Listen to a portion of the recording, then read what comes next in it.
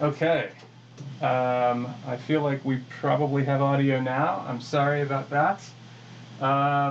Yes, welcome to the 2021 KINO Film Fest from Moscow, Idaho. We're broadcasting right now. I'm in the ticket booth of our beloved little theater right here in downtown Moscow, the Kenworthy, where we would normally be hosting you here, and we hope to do that again in 2022. But in the meantime, we've got 15 great films all across the Pacific Northwest, and we're excited to share those with you. So the flow here tonight is going to be, we'll spend time watching about 3 films in a row, and then we'll invite those filmmakers to join in a Q&A that's going to be moderated by Ben James, a fellow faculty member at the University of Idaho. And we'll do that about 5 times, so 15 films, and we hope to have a really lively, engaging conversation on the YouTube chat, or if you're watching this on Facebook, you can add comments there, and they should show up in the chat stream when we get to those segments. So without further ado, I'm gonna roll right into our first set of films. So give me a second here.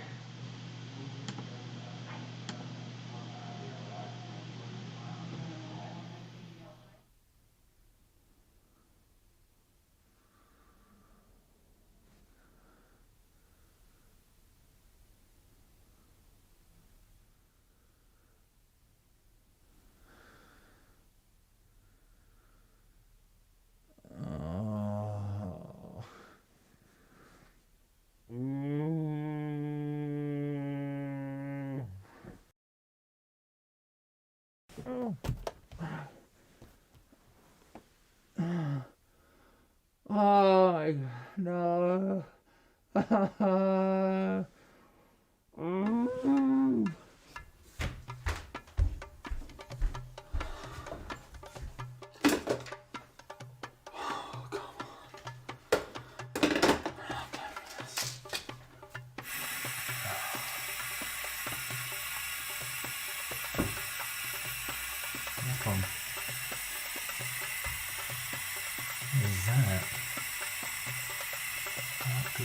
Okay. Fuck it. Automated voice messaging Jesus system Christ. Yep. is not available. At the tone, please record your message. Okay, When you come finish on. recording, Come you on! press 1 for more options. To leave a callback number, Jesus press 5. Christ. Hey, Sarah, this is Trevor. I wouldn't say I'm late. I'm almost there. I'm getting ready. I'll be there. Just hang on. A couple of few, and I will see you soon, okay? Great. One shoe.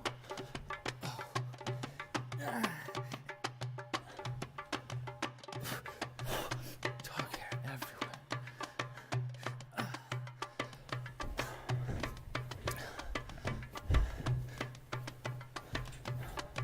Oh, seriously?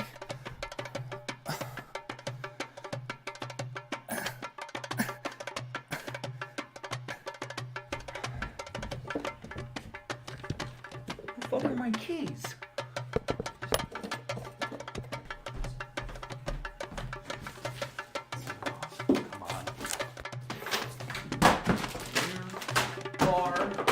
Goddamn keys! Keys.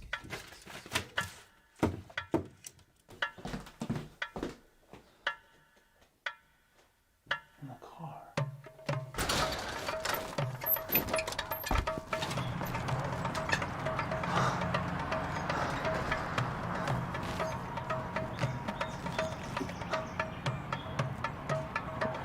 Fucking car.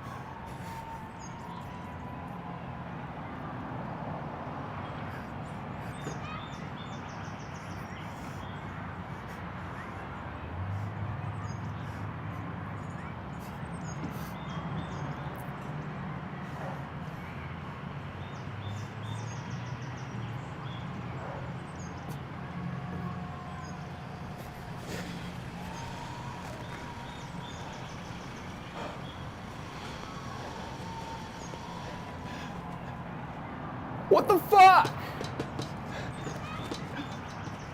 Hey, buddy. Got some corn Do dogs. you have any idea what the fuck you've done? What? Do you know what day it is today? Have you been crying? Stop. Do you know what day it is today? It's hump day, right? I'm supposed to be at Luke's custody hearing like 12 minutes ago. But your dumb fucking ass took my car. For burritos? Corn dogs, first of all. But I'm pretty sure that's tomorrow, the custody thing. It's Thursday. No, dude, today's Wednesday. Check your phone. I think it's Wednesday. I don't know. It's Wednesday, right? It's Wednesday. Yeah. And tomorrow's Thursday, right? Because that's how it works. Like Wednesday, Thursday, and Friday, Saturday, Sunday. Stop. Anyway, I'm gonna go heat these up, okay? I'm gonna go.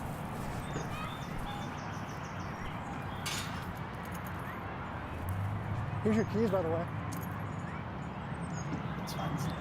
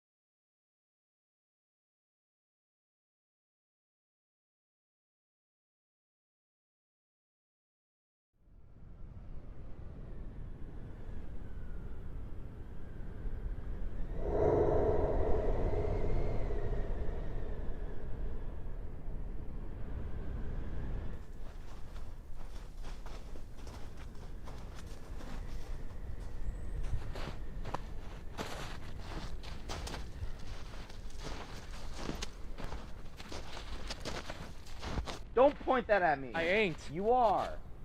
Don't you remember anything Pop taught us? Come on, keep going. I'm trying. I don't even know why he made you bring me. He wants you to learn how to hunt. Yeah?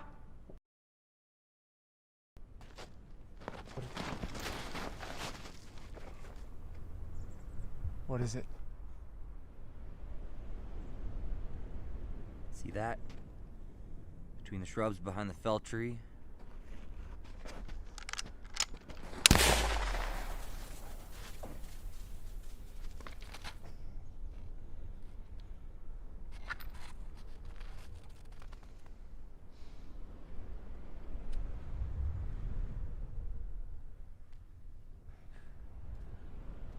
We've gotten pretty far and that snowstorm's getting near. We're closer to the cabin than we are home. We gotta keep going. I ain't gonna have you freeze out here. Well, we will if we keep going. The cabin's gotta be... Enough, Ted! I ain't gonna disappoint Paul like that.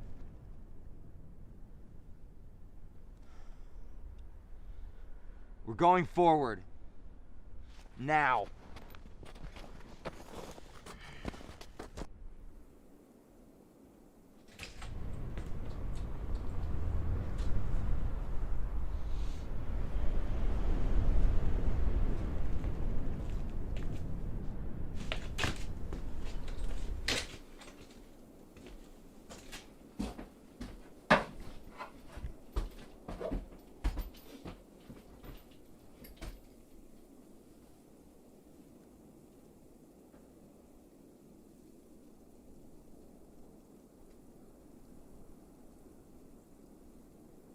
We'll have to wait it out for a break in the storm and then keep hunting for food.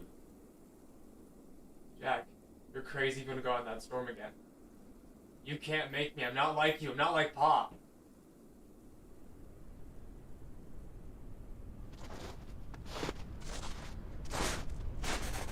Try not to mess it up again.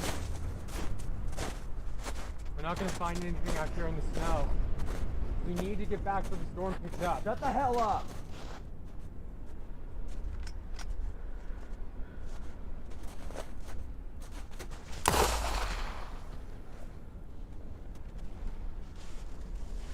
Jack? Jack? Jack? Jack? Jack? Jack?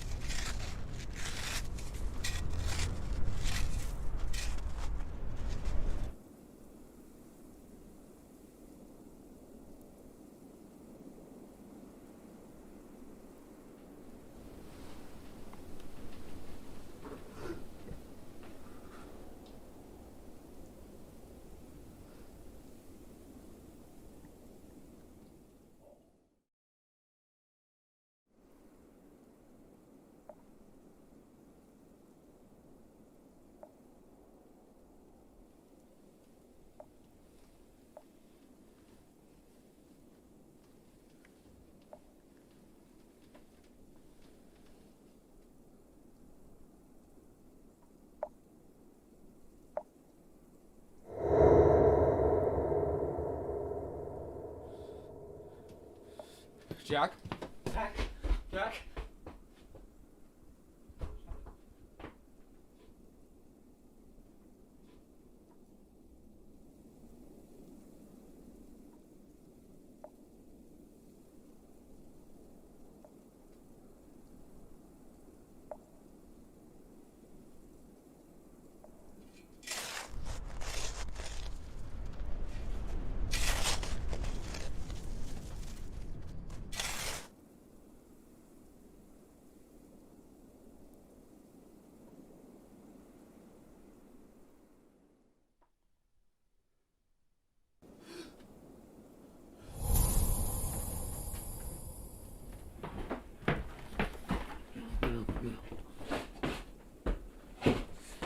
Damn it, Jack.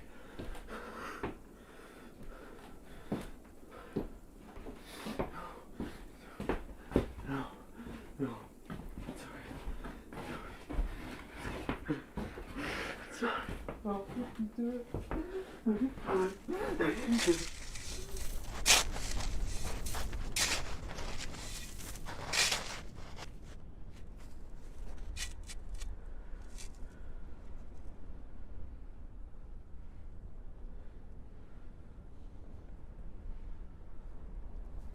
I'm sorry, Jack.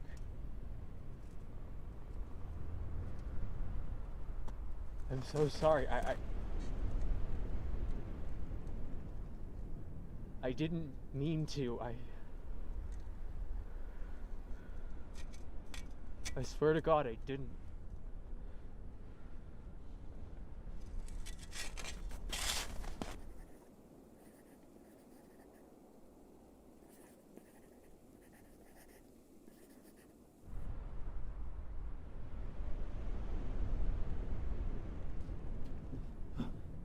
Gotta stay up.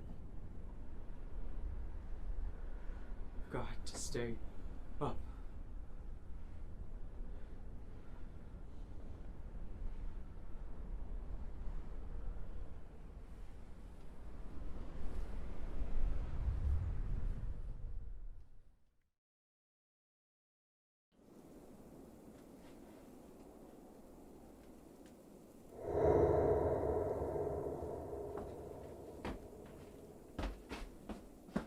You killed your brother, Ted.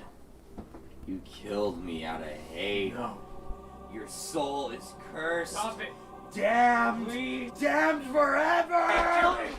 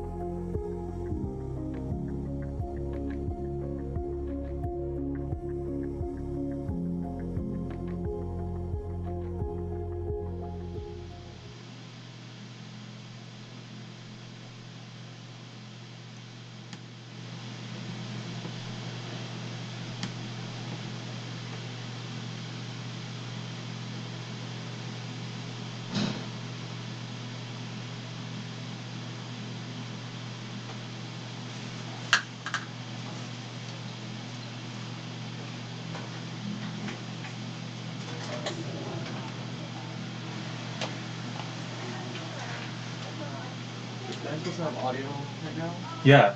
No audio. No audio.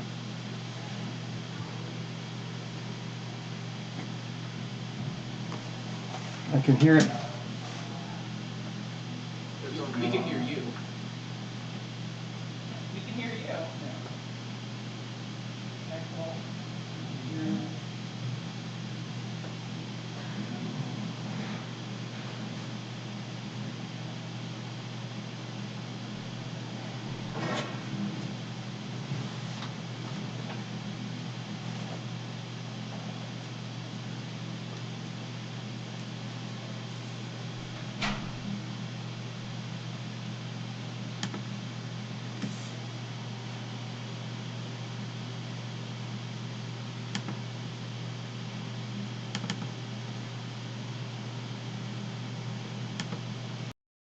That was one of the funnier lines in the Great. film. That's brilliant. Yeah, yeah. He's like corn dogs, actually. Yeah, Yeah. Actually, which is brilliant. Cool. And I wanted to ask as well, like, who did the awesome drumming on your soundtrack?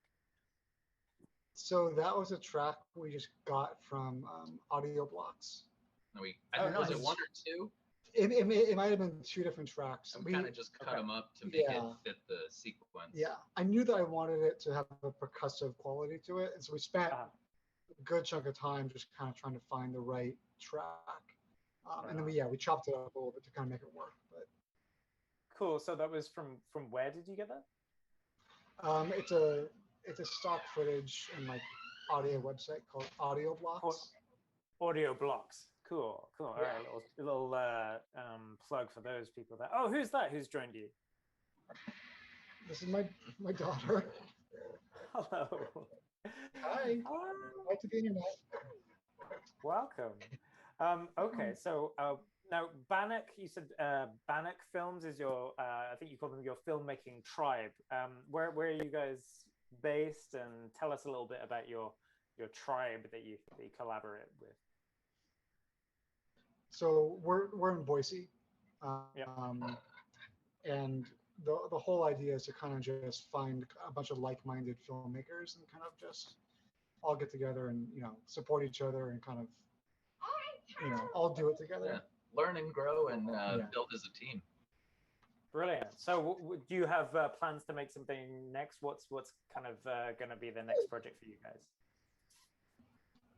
So we've got 3 different shorts in kind of various phases of written completion. Yeah. We think we know what's going to be next, but we're still kind of trying to plan that out. Okay, cool.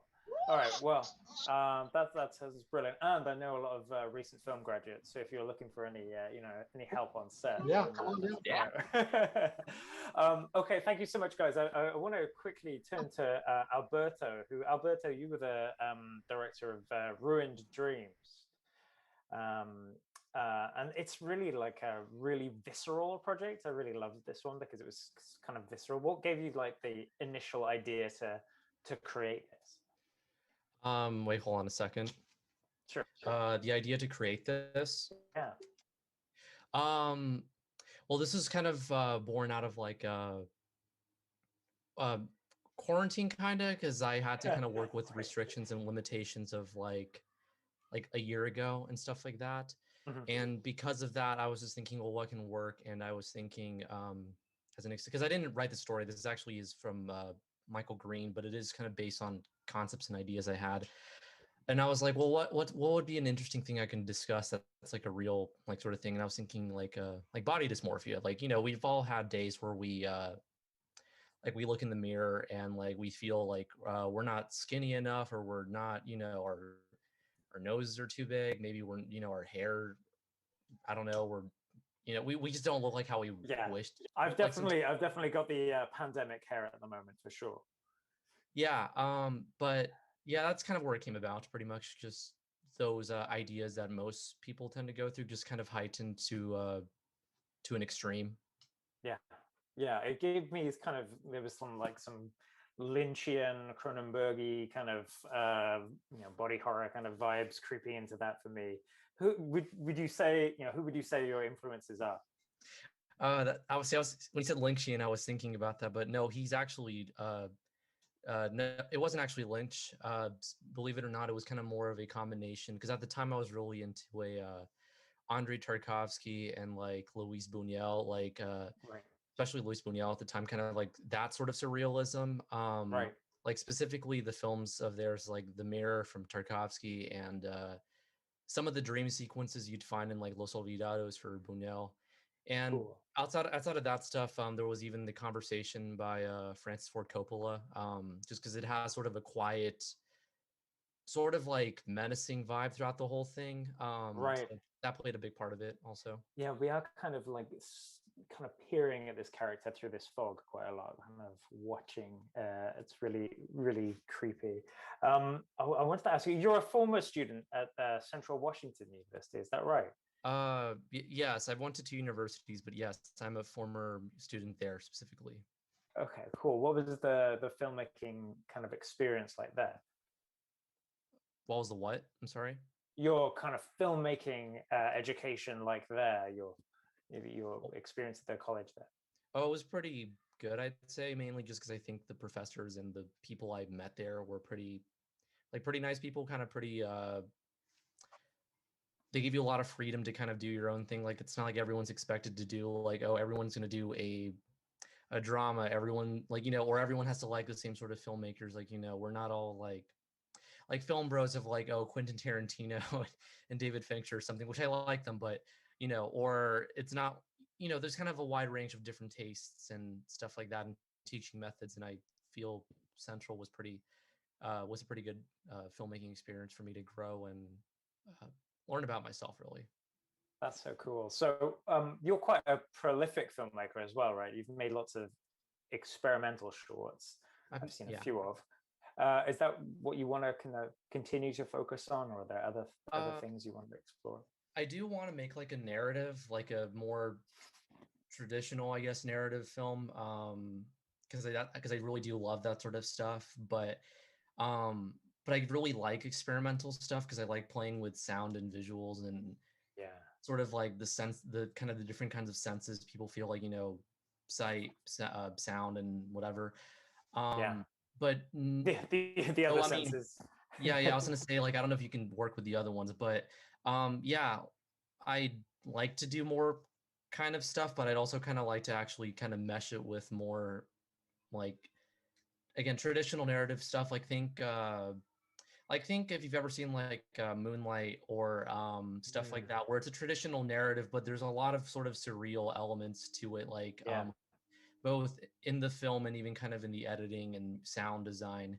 And there's other films that I'm blanking right now, but just more like that, more of a heightened reality sort of thing of cool. I like to do more of that at one point. Brilliant. Eventually. Oh, thank you so much, Albert. I need to just pop in and chat to Ruben quickly here as well. Ruben, you're the writer-director of Corpse. So obviously, pandemic aside, what were the major challenges filming this out in the wilderness in the snow? Yeah, exactly that. The wilderness and the snow. The snow was something that I really needed in my film.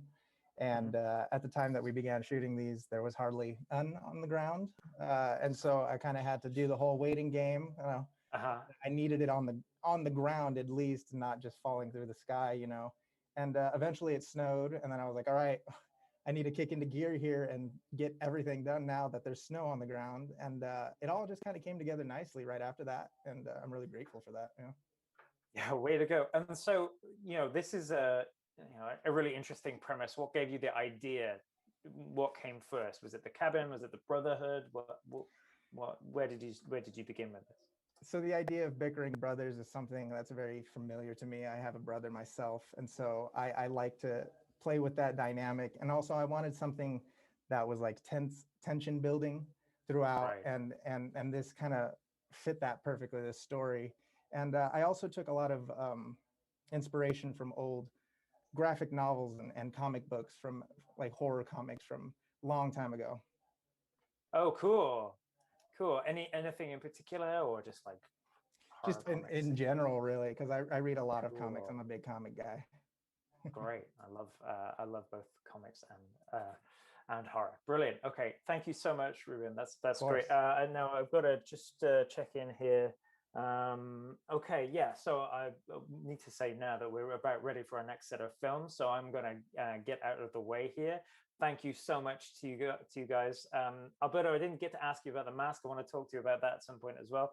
So maybe I'll grab you later. But I'm gonna send us back to the stream now. So let's watch our next set. Thanks, everyone.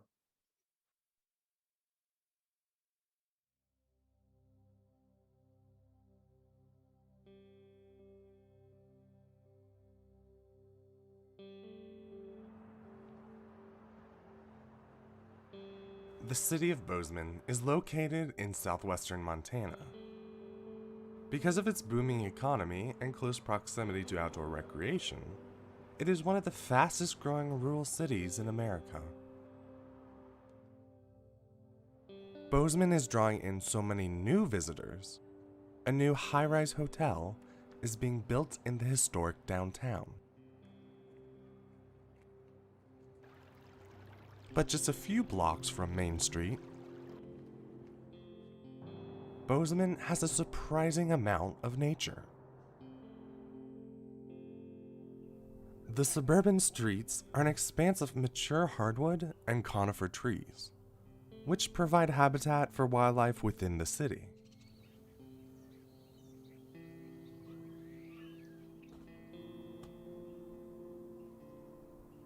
These large pockets of nature within the city become an unexpected haven for deer.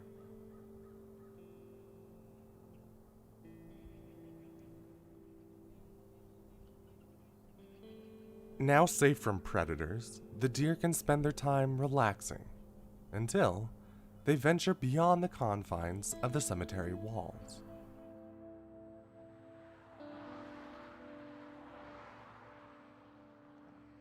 Montana ranks third highest for vehicle-deer collisions in the United States. Roadkill on the outskirts for other animals.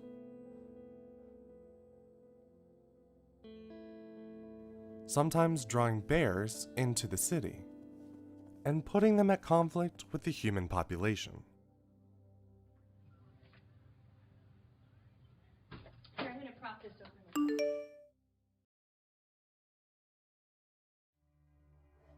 Human-wildlife conflict of this nature can create many issues, like orphaned animals.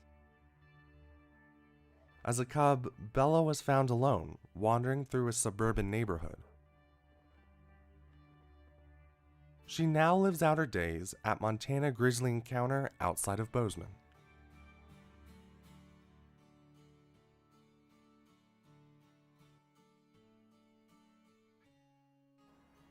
Human-wildlife conflict often occurs when habitat for animals is converted for human use.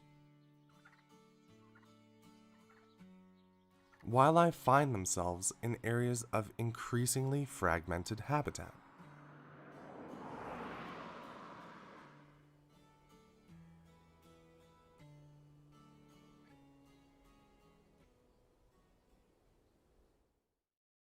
In 1883, Bozeman was a small frontier town.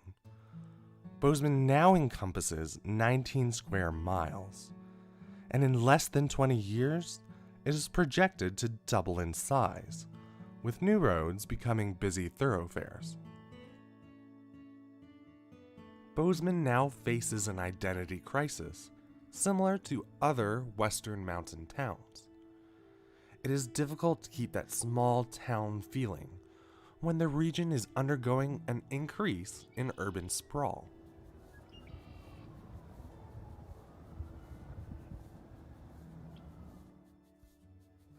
Homesteads are built on the very edge of national forest land. Apartments and housing subdivisions are expanding into the fields surrounding the city.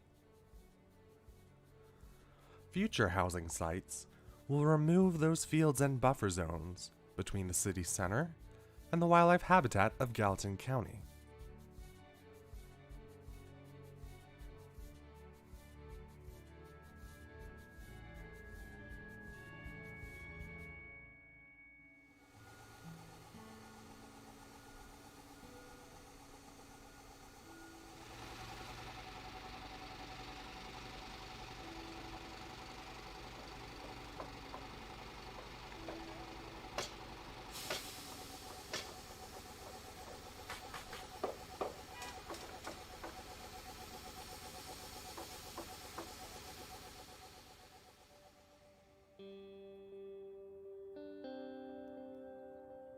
This increase in development impacts many species, especially those that rely on fields, forests, and open spaces. Like elk, that winter in the lower elevations of the Gallatin Valley. A growing Bozeman will have to decide whether its future is urban or make room for wildlife to continue living within its borders. Otherwise, the city will no longer remain truly wild.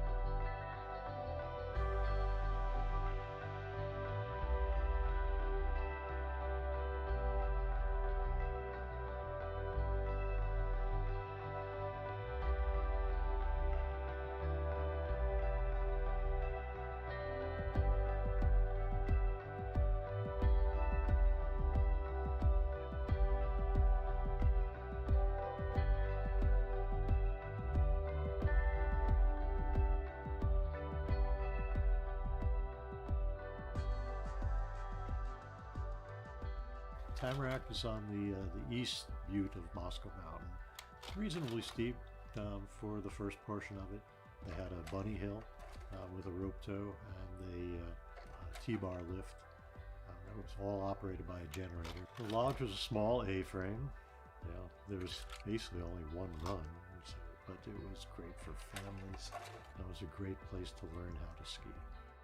The problem was that the snow never really stayed good very long because it was too low down on the mountain with too much sun exposure. When I began attending the University of Idaho, I was already a certified patroller, so when I found out that North-South Ski Hill was in existence, I volunteered for the local patrol. You would leave Moscow, and as you drove up towards St. Mary's, you'd drive up the hill, and the snow would get deeper and deeper. Toward the top of the summit, you'd hook a right, you'd drive down this kind of sketchy little road, and there was a lodge, and then there was a bar, and there was music at the bar, and these big speakers that broadcast all over the hill. North-South was unique in that it was this genuine family ski hill and a college student party hill, all located in one spot. The lift was old. It stopped a lot. They had to have a pretty solid mechanic that kept the thing alive and kept it moving, but it got you to the top of the hill. It was just a really fun local hill. I mean, if there were 50 people skiing, it was a busy day. When I started going up the mountain regularly because I'd purchased the top ground and was building my house and shop up there, Tamarack was completely abandoned. There weren't many trees on it. You could still ski the slope pretty well, but it was definitely a skin up and ski down. When I found out that there was this ski hill 17 miles away and it is just all traces of it are gone, that's really interesting to me in the context of it's a valuable activity, and I lament the loss of that community. However, the irony of that is clearly it's not lost because one, we're talking about it, and two, we still go up there. And the reality is we actually are engaging with a more natural connection to that place, and we're not focused on hanging out in the lodge drinking hot chocolate. The explosion of recreational skiing has been great to see, but it's really only been in the last 20 years. Before that, you could wander around up there all day and not see anybody. Having access to gear that's, you don't have to be an expert to use has encouraged people to get out in the backcountry. Each advance has made it more accessible to people, and it's wonderful to see. Touring ski setup is one where it allows for that free heel pivot, allowing you to move freely across a landscape with style and grace on this medium that otherwise you would be wallowing through. To want to ski Moscow Mountain, you have to earn your turns. You have to go up, and you have to go up a ways. I own the top 120 acres and encourage people to come ski there. It's not posted no trespassing, it's posted foot traffic only. I've had many ski trail clearing parties where in the fall we'll go create a new run and just keep creating runs, so there's lots of opportunities for backcountry exploration. I love backcountry skiing because I do have to earn my turns. It's great exercise. It's a great way to hang out with people. I can have that conversation for like a solid hour in the morning. It's the only way I can actually ski every day. There is no resort that's nearby. The closest one's like 2.5 hours away. So if I want to ski on Tuesday morning, I have to wake up at 5 a.m., go skin, and come into work by 9 a.m., which is awesome and rad. And I'll be honest, those sunrises that are off of East Lookout are pretty motivating. You definitely got to work for it. It's like a solid hour or so to skin up. But drinking that coffee while you're the only person up there watching that sunrise is pretty rewarding. I would say the last 5 years, I definitely do more days backcountry skiing than in the resort. Those morning tours, going out with my close friends, it gives us time to interact through experience and have time to talk on the skin track. Doing a dawn patrol mission in Moscow is one that it's pretty special. It's one where you can get in the car and drive to the trailhead in a half an hour. I do love that the entry to my house, my skis and my boots are right there, and I can grab them and go if friends are ready to go in the mornings. Skiing on the Palouse can be sporty, but it's way better than what people think. The local scene is pretty tight-knit. There's not hundreds of people that are skiing in the Palouse. I would say there's probably a couple dozen that are doing it really religiously. When the snow's really good, we were getting full 1,000-foot runs through wide open glades, through trees, into some areas where there's some geology and some vertical, some steep runs. And those really, really good days are where you just have the itch to explore. There are spots on that mountain though where there are still old growth cedar, and there's something pretty profound about the silence of skinning through a forest and seeing these wise beings that have been there since before we developed into these constructs. When I first found those trees in the late 70s, I went, whoa. They're 1,000-year-old. Some of them are 12 foot across. They're remarkable. In fact, they're so remarkable they were once proposed as a national natural landmark. I try to use my time in the mornings and my free time to understand where I physically am more to inform where I mentally am in terms of the importance of place. I think that staying where you are and finding how to feed your soul, how to be good for the planet, how to do what you need to do without going places is the ideal that we should all be working towards. If you live in Moscow, find what you can here and enjoy it.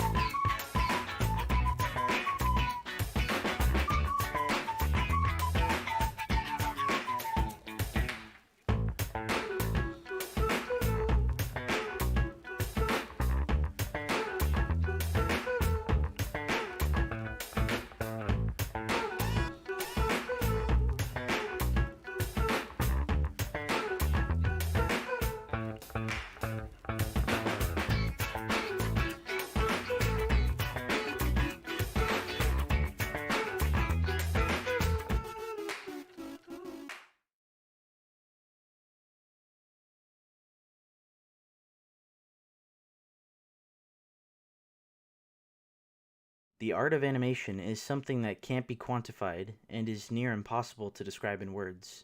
When you find that piece of art, it culminates in your chest in a whirlwind of emotions akin to scoring a goal in soccer, acing that test, or telling someone that you love them. You remember the exact moment or scene that made you feel this way because your brain tells you that it's, in a word, magic. And while these moments are remembered differently from person to person, they all have one thing in common. From amazing action sequences, gut-wrenching deaths, heartbreaking farewells, hilariously ridiculous dialogue, to even the most random of character moments, they all stick with you and lend a breath of fresh air to what can sometimes feel like a mundane existence, sometimes even providing a new perspective. These completely fictional creations lend a sense of validation that, if nothing else, lets you know that what you feel is real.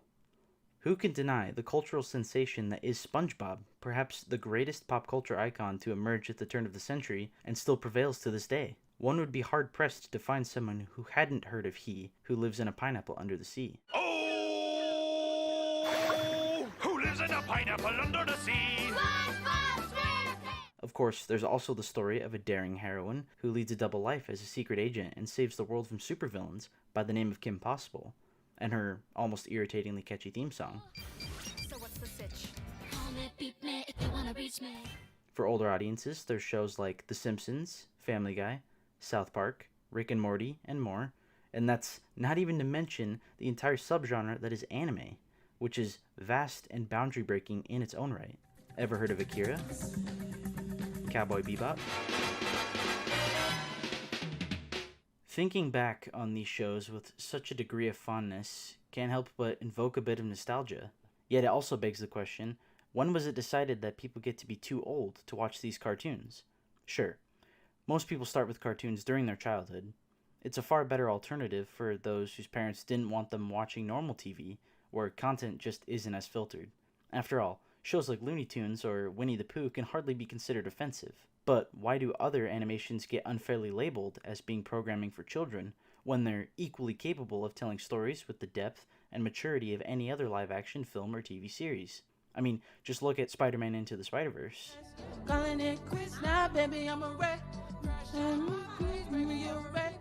At face value, Spider-Verse is a goofy film, and the cast consists of Spider-Man-themed characters who are wacky and downright outrageous at times, making it more appealing to a younger audience. But Miles is hesitant towards growing up, moving out of his area of comfort, and he runs away from the notion of fulfilling his responsibilities. We understand that Miles' relationship with his father, a strict, by-the-book cop in New York City, is difficult, and that Miles is closer to his uncle, who is secretly leading a double life as the criminal, the Prowler. The contrast between the two male role models of Miles' family life lends to the clashing sense of expectations that Miles feels burdened with. It's only when he gets powers of his own, and is pseudo-mentored by an older Peter Parker, that he learns that people with gifts cannot hide from the real world. The age-old classic tale of Spider-Man's origin story is retold here with a more modern spin that, when supplemented by an innovative comic book-like animation style, has become a coming-of-age story unlike any other. That's all it is, Miles. A leap of faith. Like, what's up, danger? Like, what's up, danger? The notion that a rat, a notorious germ-infested animal and health hazard, can be a chef within the world of Ratatouille is outrageous. However, Remy's gifts allow him to achieve his dreams and aspirations through his tremendous efforts, which is perhaps one of the most relatable human desires. Your only limit is your soul. What I say is true. Anyone can cook, but only the fearless can be great. Pure. The stop-motion characters of Wes Anderson's Fantastic Mr. Fox explore how people's reckless natures can bring down their worlds around them if they're not careful. An already strained family relationship is put to the test when Mr. Fox wrestles with who he is as a thief and who he is as a family man.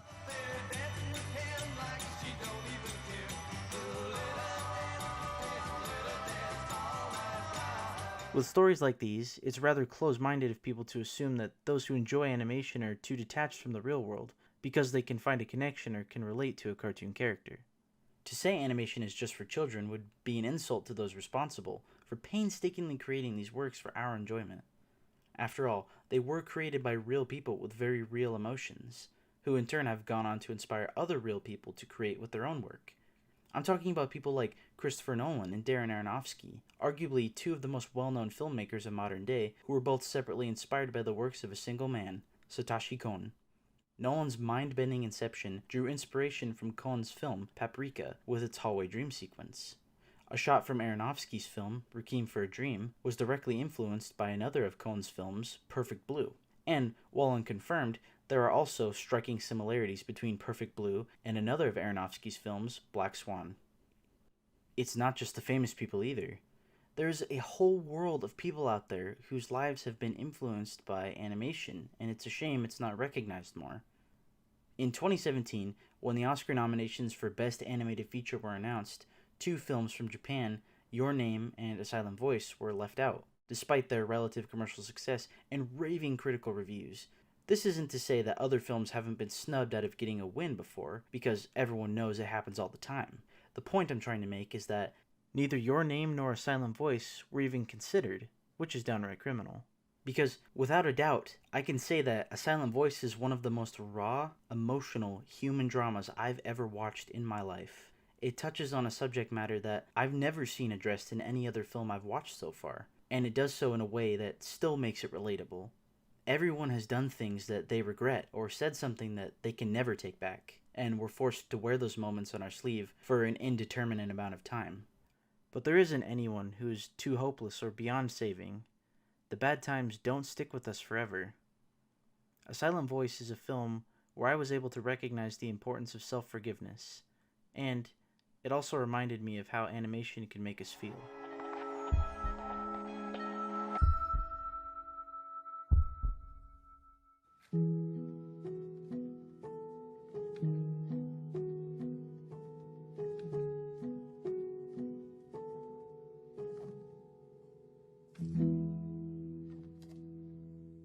Animation is about escapism. It encapsulates life in its most imaginative form. Sometimes, the difference in us overcoming our own challenges comes down to understanding life from a dissimilar, unique perspective. We can enjoy the magical world of a Pixar or Ghibli film that brings out the kid in all of us, get swept up in an epic story of the forces of good versus evil, or get lost in a futuristic sci-fi world where cyborgs question their humanity and giant mechs battle angels from the heavens. The very essence of all animation is to catch lightning in a bottle by telling stories that resonate with people young or old, to become timeless. People can connect with these stories, and through them can learn to connect or reconnect with the world around them. With all good stories, there are life lessons to be had, and when you can read between the lines and look past the crazy powers, elegant fantasies, and the fancy drawings, the messages conveyed can speak to everyone.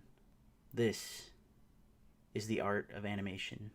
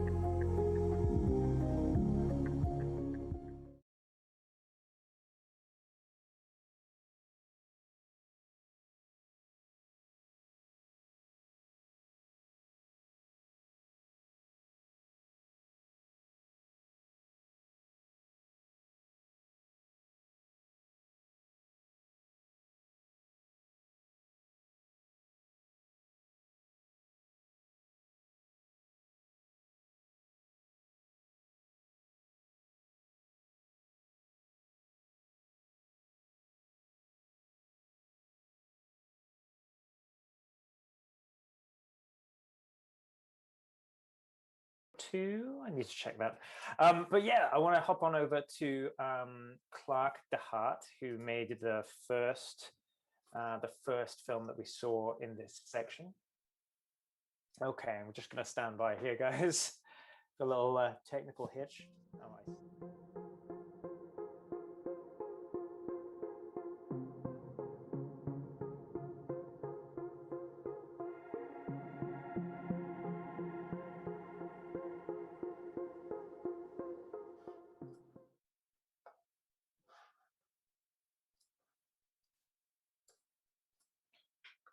You want me to continue? Great. Okay. Thank you very much for being patient there for a second. I just wanted to make sure that we were, people could hear us at home. Okay, so Clark, I wanted to start with you talking about Wild Bozeman. Okay, so first I've got a question from the audience. I think it's Frogbert, who wrote to us on YouTube. He's asking. They're asking, very curious what you shot this on. The picture is very rich. Can you give us your insider information?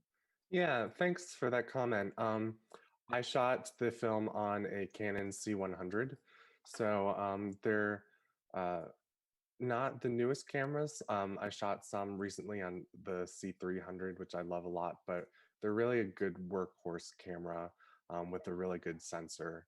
And it's actually one of the cameras provided by the Montana State University's Science and Natural History Filmmaking MFA program that I'm part of. So yeah. The benefit is working with some of these high-end cameras that can get the quality that individual can't really purchase or rent for too long.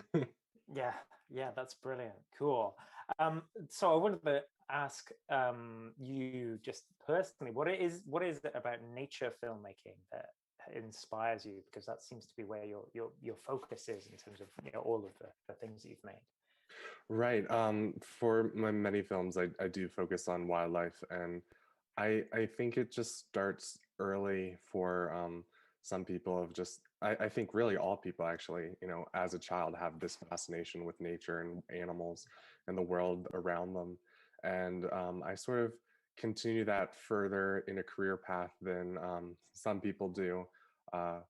But what really draws me to different nature stories is sort of the human wildlife interaction aspect, and why I really love this film, where I got to really search into the deep ramifications of what do you do when humans take over habitat, and how do the animals either live or go somewhere else after that habitat has changed. Yeah, that's so interesting. Do you have any filmmaking heroes or heroines, people who you kind of look up to as? Well, Jack Hanna was one of the main reasons that I first was interested in wildlife filmmaking. His programs in the 90s and 2000s really were standouts in sort of the natural history filmmaking genre for presenter-led films. He just retired recently after like a amazing career as promoting scientific communication about wildlife and ecosystems around the world. I mean, there's also, Jeff Corwin and Steve Irwin, and of course, David Attenborough. Like, he's still going strong with all his amazing blue chip content. I mean, I'd love to work with some of them one day, but I don't think it's going to happen. You never know. You never know. I never know. Yeah. You never know. Okay, so I've got another question here in the chat. There's some really beautiful wildlife shots in the film. How long did it take you to collect all of this footage and edit it into this short? Yeah, this film was shot over, I think, about 2 months. And unfortunately, I had some time during spring break to film it. So I was going out every single day during spring break and filming dusk and dawn. But the great thing is I also had the sort of constraints of really filming in and around town. So I knew sort of where I was going, and I wasn't going too far outside of town to try to connect some of the story, which is also difficult with wildlife. You can never predict where they're going to be or the best hotspots, and it actually helps me to explore my town. In Bozeman, I had just moved a couple months earlier to Bozeman and explore it more to understand it better. And I think, it was one of my first major films in my program here, and I think it took maybe a month to edit, just to get the process down for some of the first times. For this was like one of my first films, so but I really appreciated just going out every day to a new location, and so many unexpected things happened during that period. Cool. But you're had quite a bit of experience. You spent a couple of years with the National Geographic Society. That's right? I was a media catalog editor, so not too much of the actual creating process of things, but helping in the programs for when Explore content came through, and sort of then sending that on to the right channels. Right, but your film before this was shot in Hawaii, right? That was a film on coral reefs. And that was my very first film that I created, and it was part with a TV show that I worked on called Aqua Kids, where it's about young adults teaching other people about the marine and aquatic environments, and got to go to Hawaii and was learning about coral reefs and how sea urchins were actually really important on those reefs to reduce the algae buildup. Cool, that's so great. Okay, I love this stuff. I want to talk about more of this, but I have to move on because I only have so much time. Clark, thanks so much, and hope to catch up with you again soon. Skylar, I really wanted to ask you about your film Ski Local.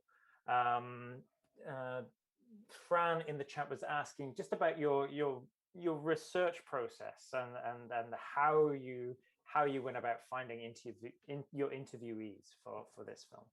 Yeah, so I first kind of heard about the idea of there being a ski hill on Moscow Mountain actually when I was in the first grade, and so it would always be something that was kind of kicking around in my head.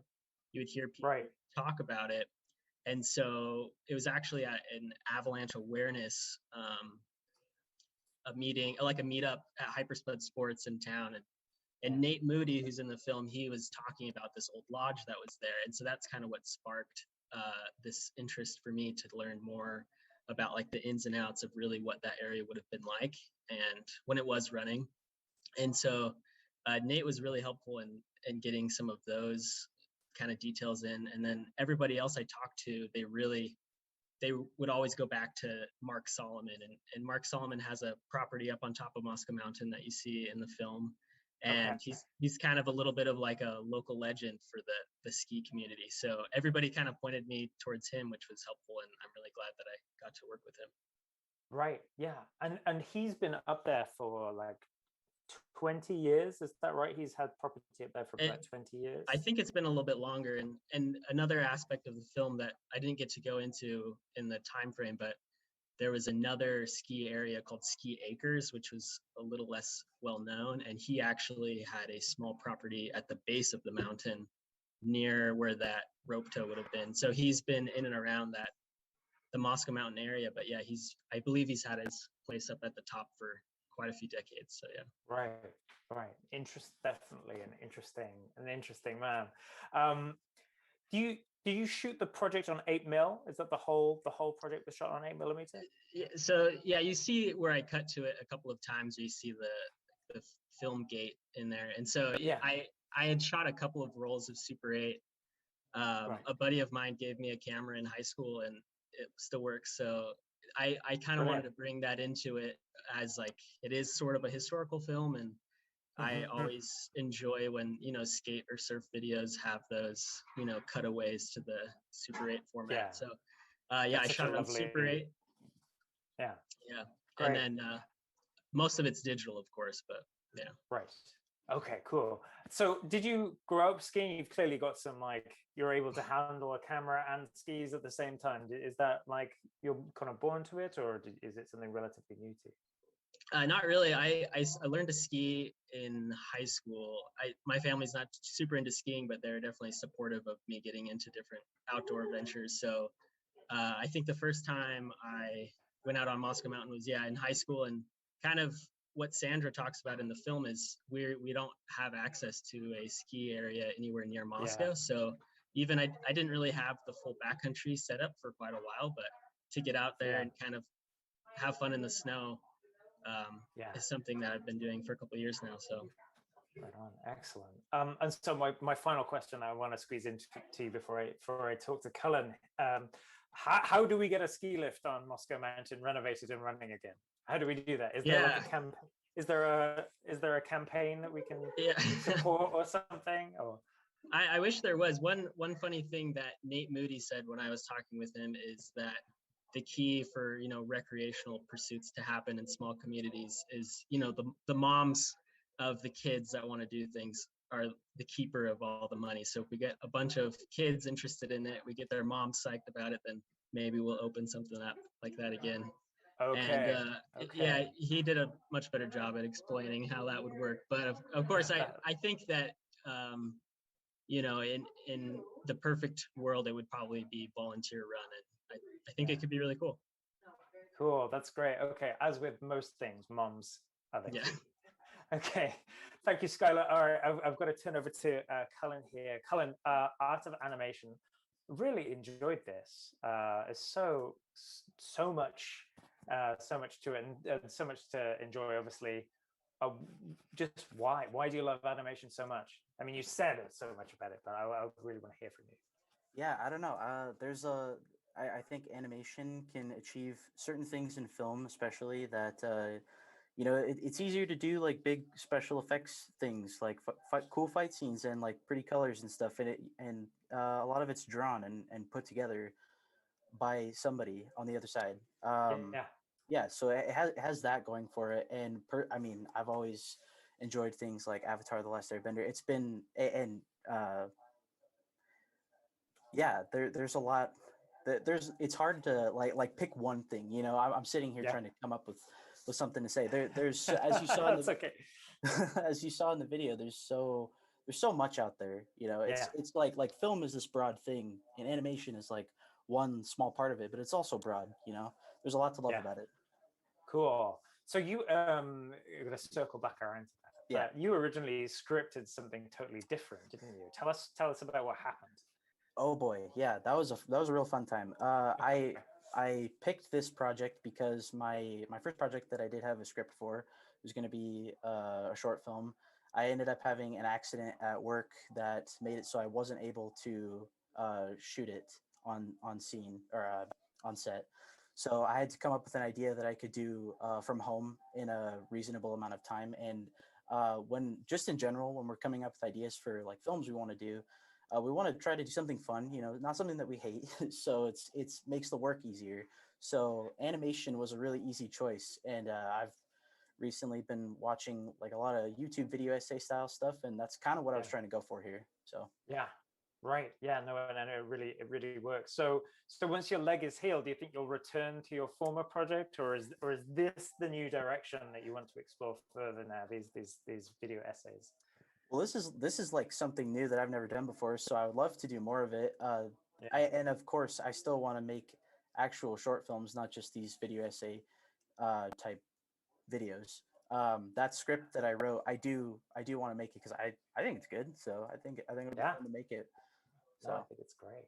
Okay, that's wonderful. Thank you so much, Cullen, and thank you to Skylar Martin, who filmed and directed Ski Local, and to Clark for talking to us about Wild Bozeman. That was brilliant. We're going to sit back and relax again now and get into our third set of movies, which includes The Twaddle Zone, a movie called Pineapple Juice, and a short animated film called Fathom. So stay tuned.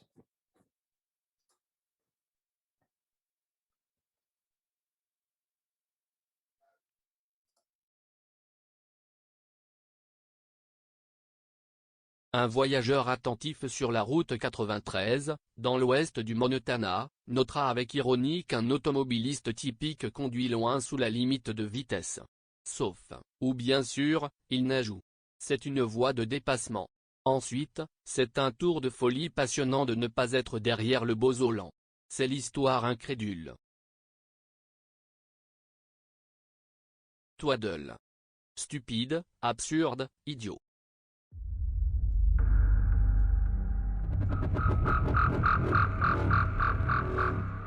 Vous voyagez à travers une autre dimension, une dimension non seulement de la vue et du son, mais aussi des camions déchaînés et des voitures bucoliques.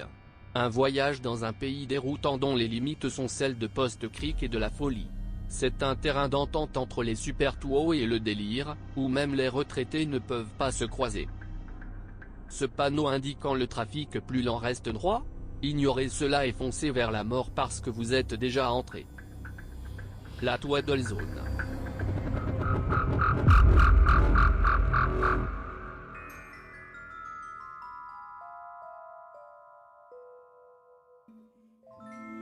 Soumis pour votre divertissement, le cas de Bonnie et Billy Grepp, deux voyageurs fantaisistes inconscients du monde en mouvement rapide qui les entoure.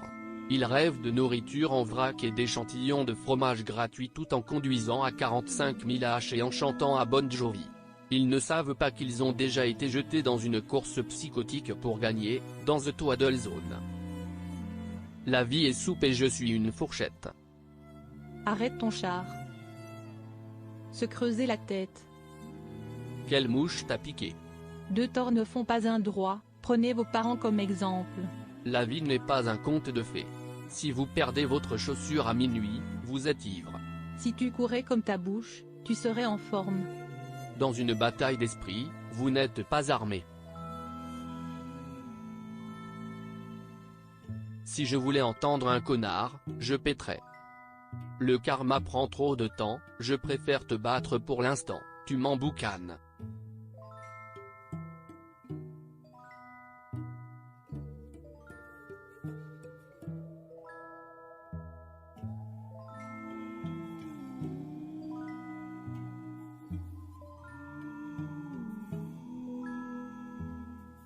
J'ai essayé d'embrasser mon enfant intérieur aujourd'hui et le petit trou du cul m'a mordu. Faut que tu te bouges. Point barre. Il n'y a pas de nœud dans le chocolat. La vie est pleine de déceptions et je viens de t'ajouter à la liste.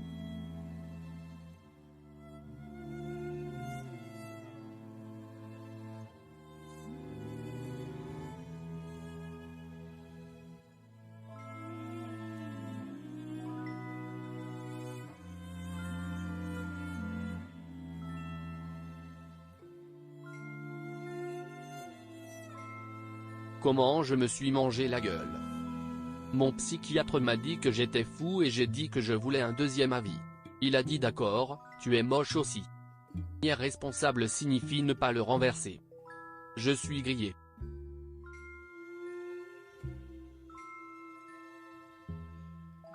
Rien n'est vraiment perdu tant que votre mère ne peut pas le trouver. Quoi? Alors ça c'est la meilleure.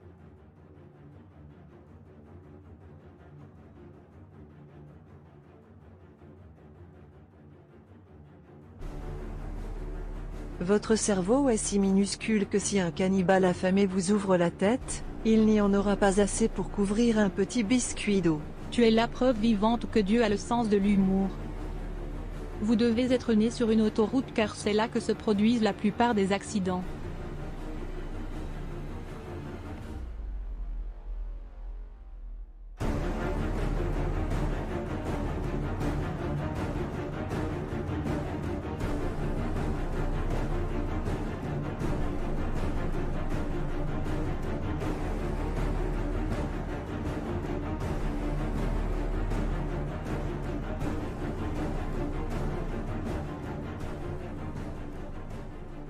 J'espère que tu marches sur un Lego. Ça me saoule. Oh ça me saoule. J'adore ce que tu as fait de tes cheveux. Comment le faire sortir des narines comme ça? Oh je suis désolé. Le milieu de ma phrase a-t-il interrompu le début de la vôtre?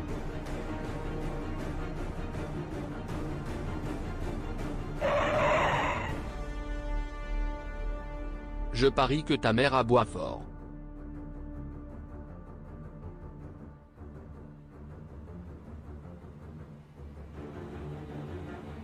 Aïe, aïe, aïe.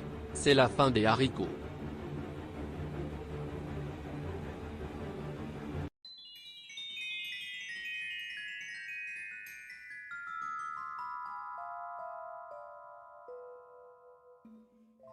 Oh, j'ai oublié de mettre la glace au frigo. Fais chier. À cause de toi elle est toute fondue. Tout en bas, sur un petit caillou qui flotte dans l'espace, se trouvent les vestiges de la vie simple d'un couple. Des morceaux de poussière de pneus, des masques pandémiques et des pelures de bananes jetées jonchent le magnifique paysage et sont laissés pourrir dans l'histoire. Alors que la vie de Bonnie et Billy retombe sans effort dans une file de voitures lentes. Sillonnant méthodiquement la mission Valley. Dans la Twaddle Zone.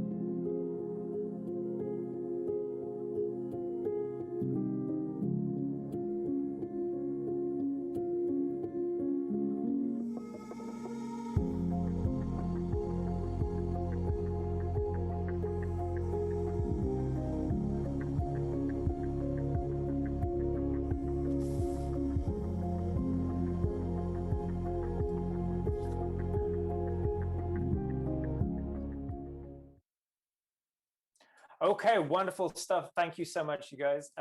This is a really great set. I really enjoyed all of these. I want to go straight over to Jim Rowe. Am I pronouncing that correctly, Jim? Close enough. No, of course. Okay. Jim, anyway, I'm going to call you Jim. Jim, you're a Montana native, aren't you? What made you want to start making films?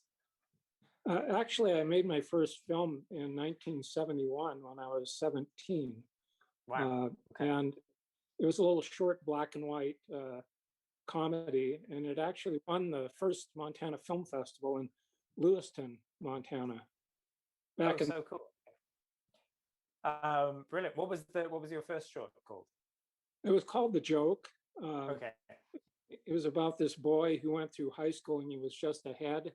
He was sort of just ahead, and it's a long story that was very short. It was, back in the time I watched a lot of Truffaut films, so it was a black and white, and it was a little odd. Cool. But is what it was. Brilliant. Cool. Okay, I love it. You mentioned Truffaut there. One of the somebody in the chat, I think it was Rio in the chat, asked 2 questions actually. I want to run this. First, she asked, why is the French so silly? And second, the question says, you convinced us it was the same and it was like 2 deities arguing about cheese. Also, what program did you run it through? So yeah, make of that what you will. Okay, well, the way a film develops, as you all know, it takes a very circuitous route. And so the original idea came from just a frustration of passing cars in Montana on a passing lane. It's very psychotic. But in the course of making the film, it was hard to find actors. So we patched this together with some stock footage. And since I didn't have the dialogue I wanted, I did the speech balloons.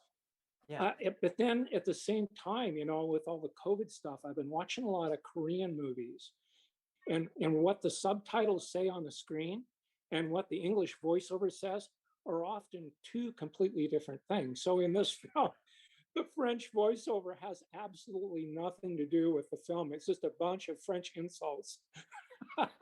Yeah, this is what I wanted to ask you, because like I have a little bit of French, but it's definitely not fluent, and so I was watching this and I was thinking, these people are not saying what these words say they're saying. These subtitles are lying to me. So Yeah. is there like a secret message or another like layer of meaning to those of us who are like francophone, or There's is it absolutely no meaning. It's just there were French insults that sort of fit the time that they were placed in there and who was saying it. But it was, what I did is I found all the French insults, and then I found a really nice text-to-speech synthesis program that went in French.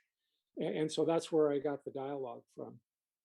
Oh wow! Okay, cool. So you and the visual style. I think Rio was asking about how the visual style is created. It has this kind of rotoscopy, kind of cartoonish look to it.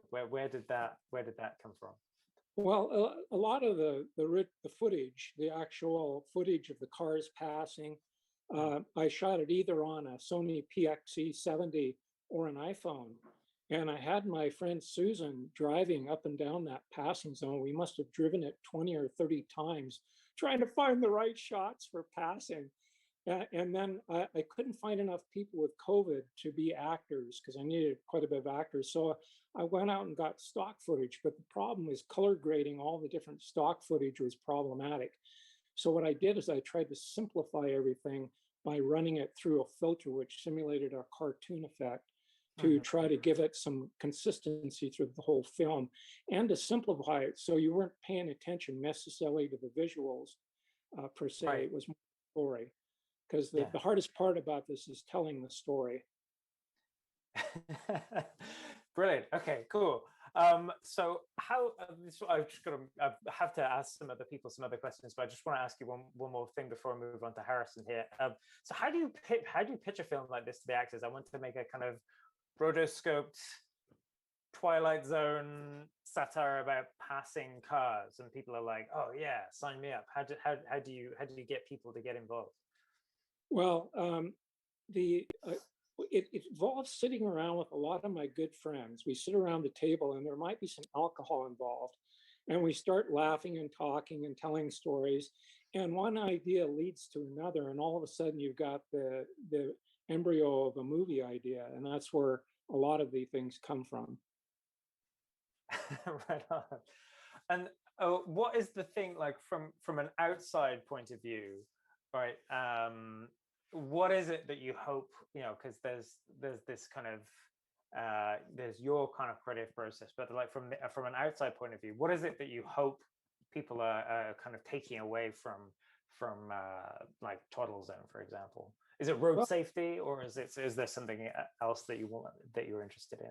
Sure. The part of the motivation for doing films like this is I've worked with 2 or 3 different film festivals, and after you've sat through 3 or 4 days of pretty grim films, sometimes people just need an escape.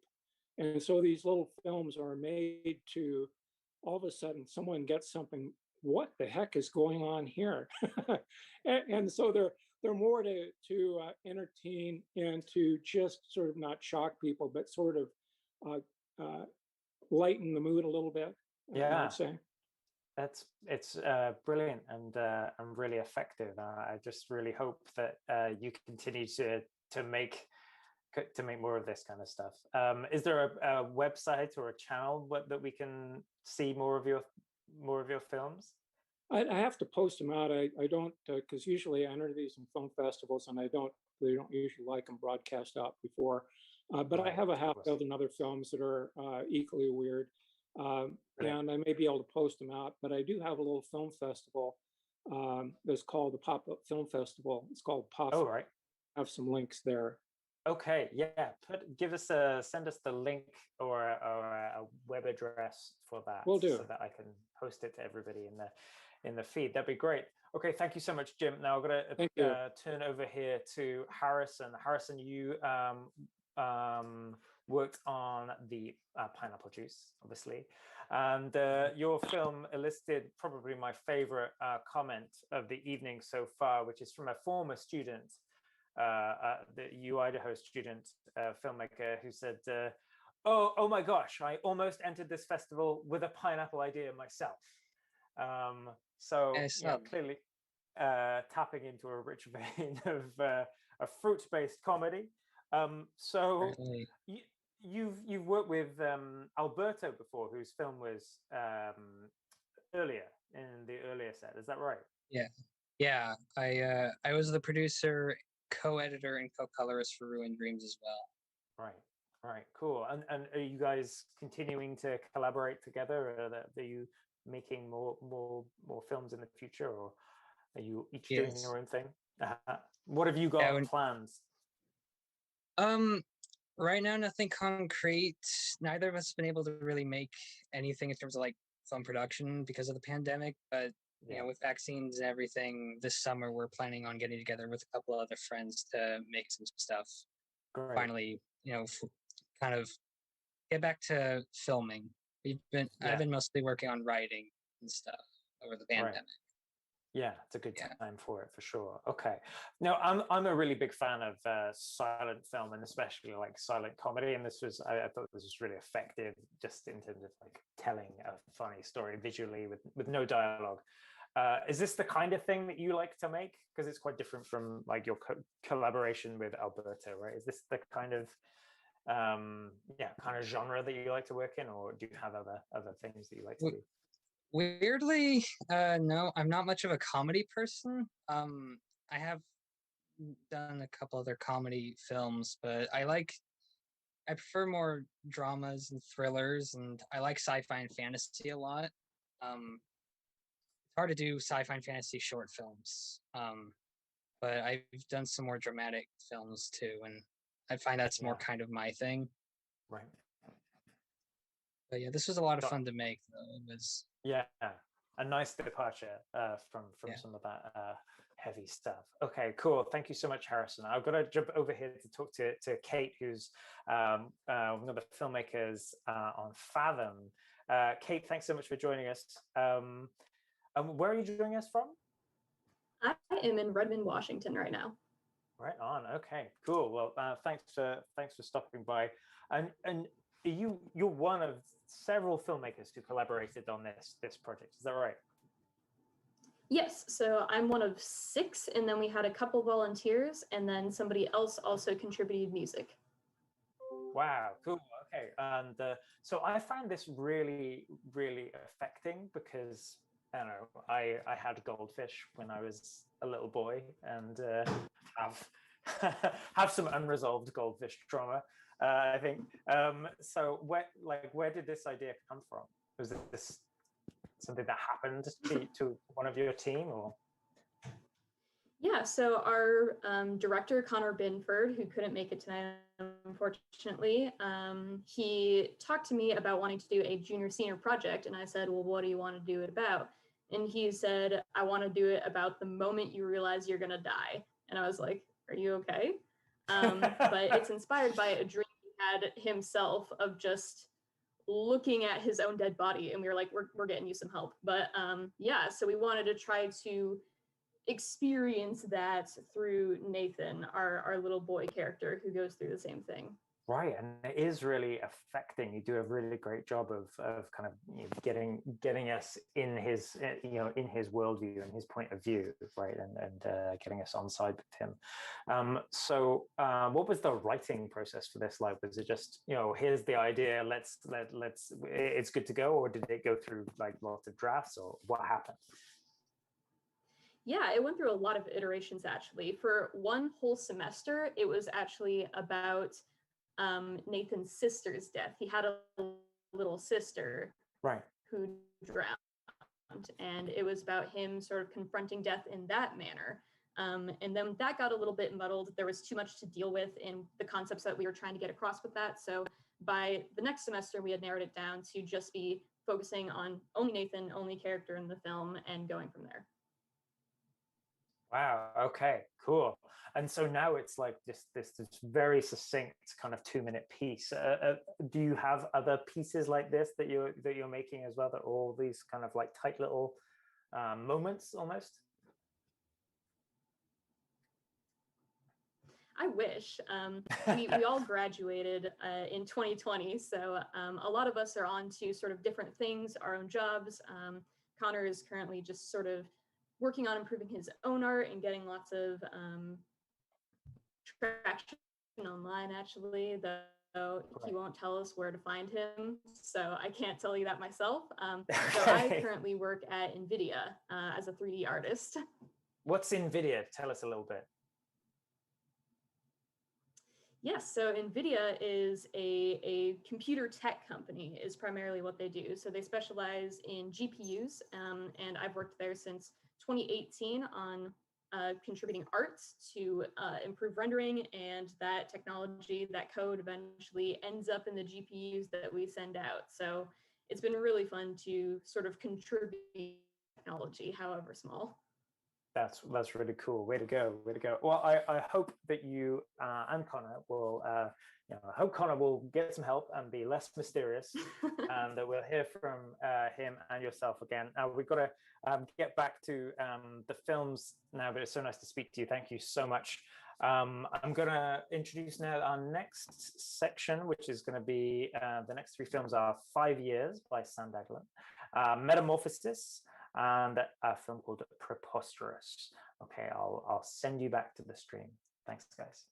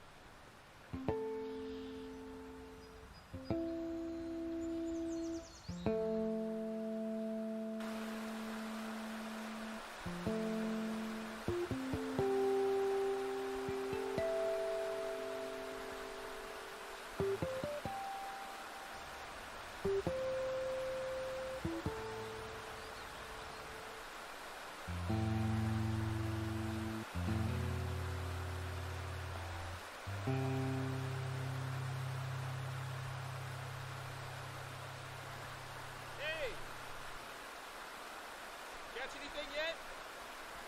No, not really, man. Just a few bites. Good luck.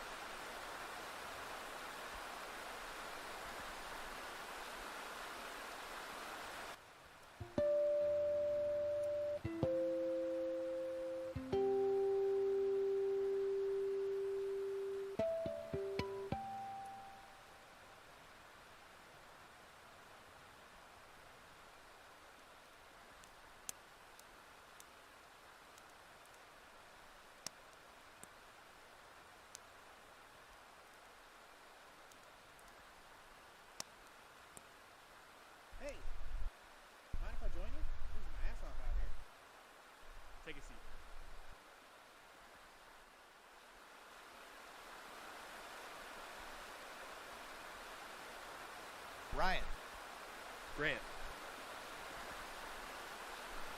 So, Grant, what are you doing out here all alone? Celebrating a anniversary of sorts. Well, where's the girl? Not that kind of anniversary. Fair enough. Yeah, I'm just out here killing time, enjoying the beauty. You unemployed? Yeah, something like that. Just got out of prison. I was in the clink for 4 years. What'd you do? Something I regret. I understand. You got anything to drink in there? Yeah. Hope you, don't mind the cheap stuff. You packing? Yeah, man. Never know when you're being stalked by a predator. Rich and rare. Hey, I love it. That'll do. That was like $10, you know? Yeah.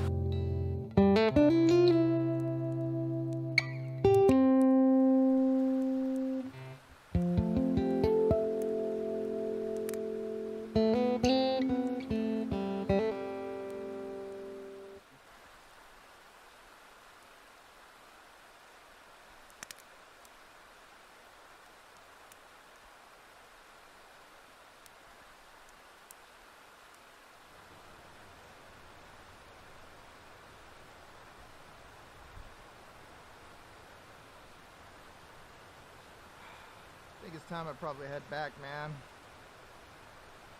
Yeah.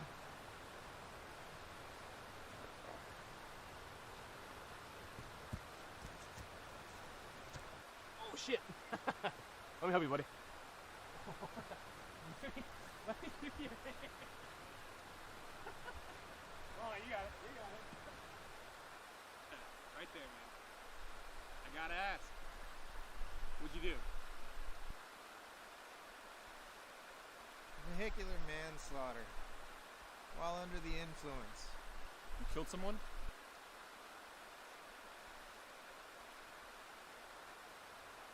Yeah. What was her name? I never told you it was a girl. Was her name Sarah? What the hell are you talking about, man? Killed my fiance.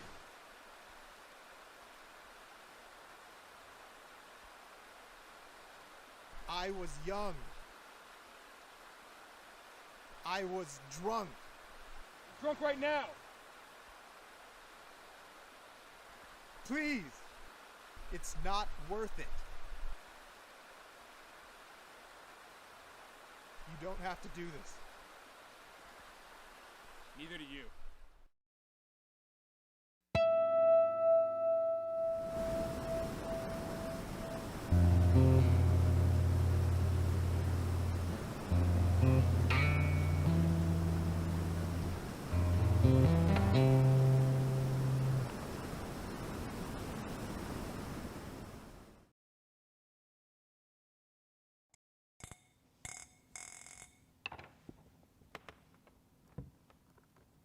Our present can't be changed, Laz. So if I go back in time and change something, it just branches off. It becomes a new present. And I can observe that one. There will be no consequences or paradoxes for our timeline. 0. Except, I can't stay there long. There's a past me, and two of the same object can't coexist for long. Ava. I'll find her, Laz. I'll understand her. Only you can go? Yeah. Only the person holding it can.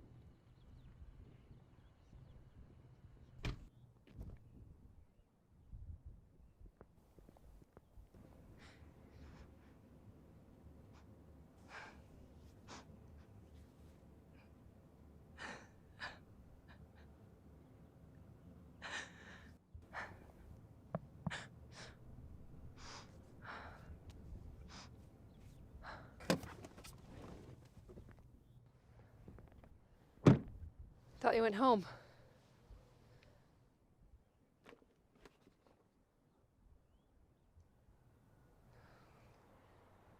Let's talk, Rebecca.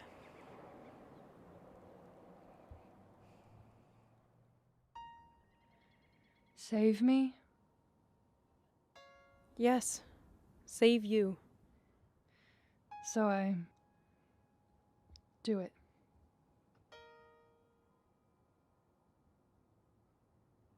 You'll only save me here, Ava.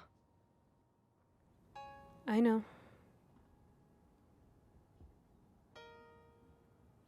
Why, though?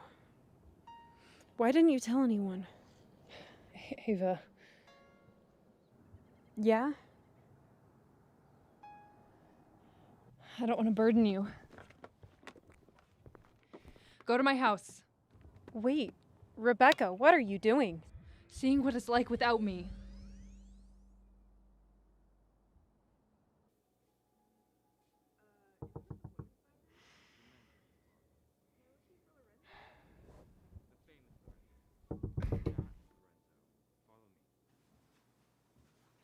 Who is it? Laz, it's me, Rebecca. Open the door. Please?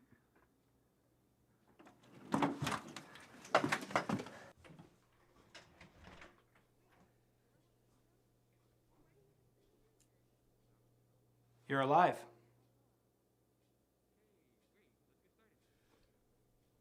How are you?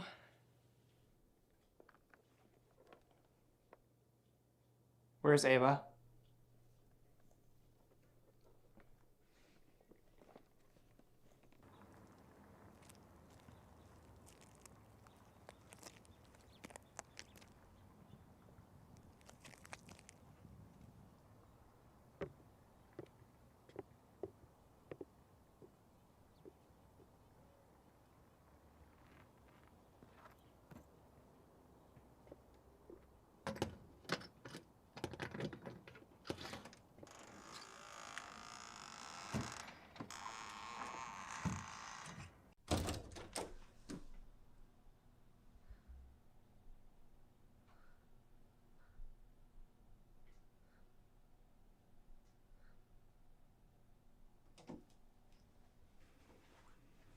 She wants to understand why. She hasn't let go? No, she hasn't. None of us have.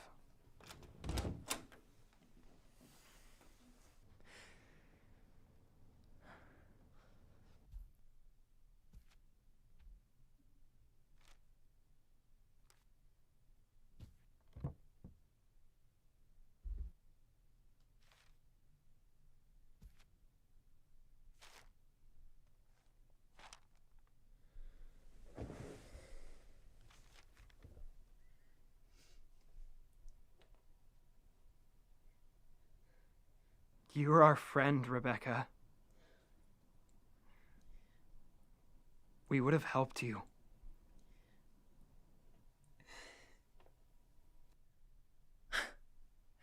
Yeah, let me just tell you that I can't get out of my head. You know how stupid that sounds to yourself? I don't know, Laz.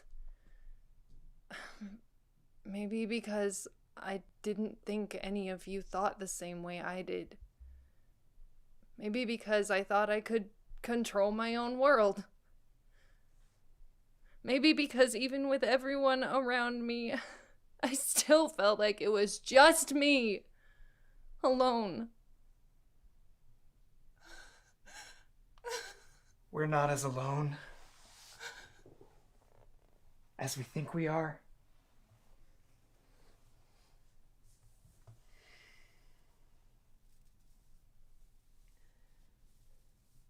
Ava must feel the same way right now.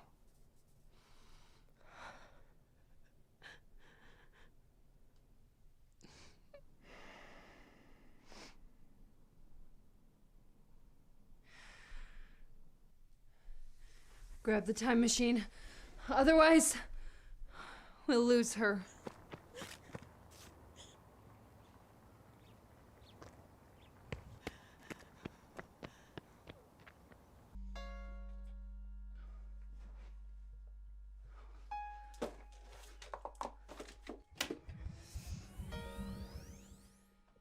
She's at the mountain where I died. She'll be there.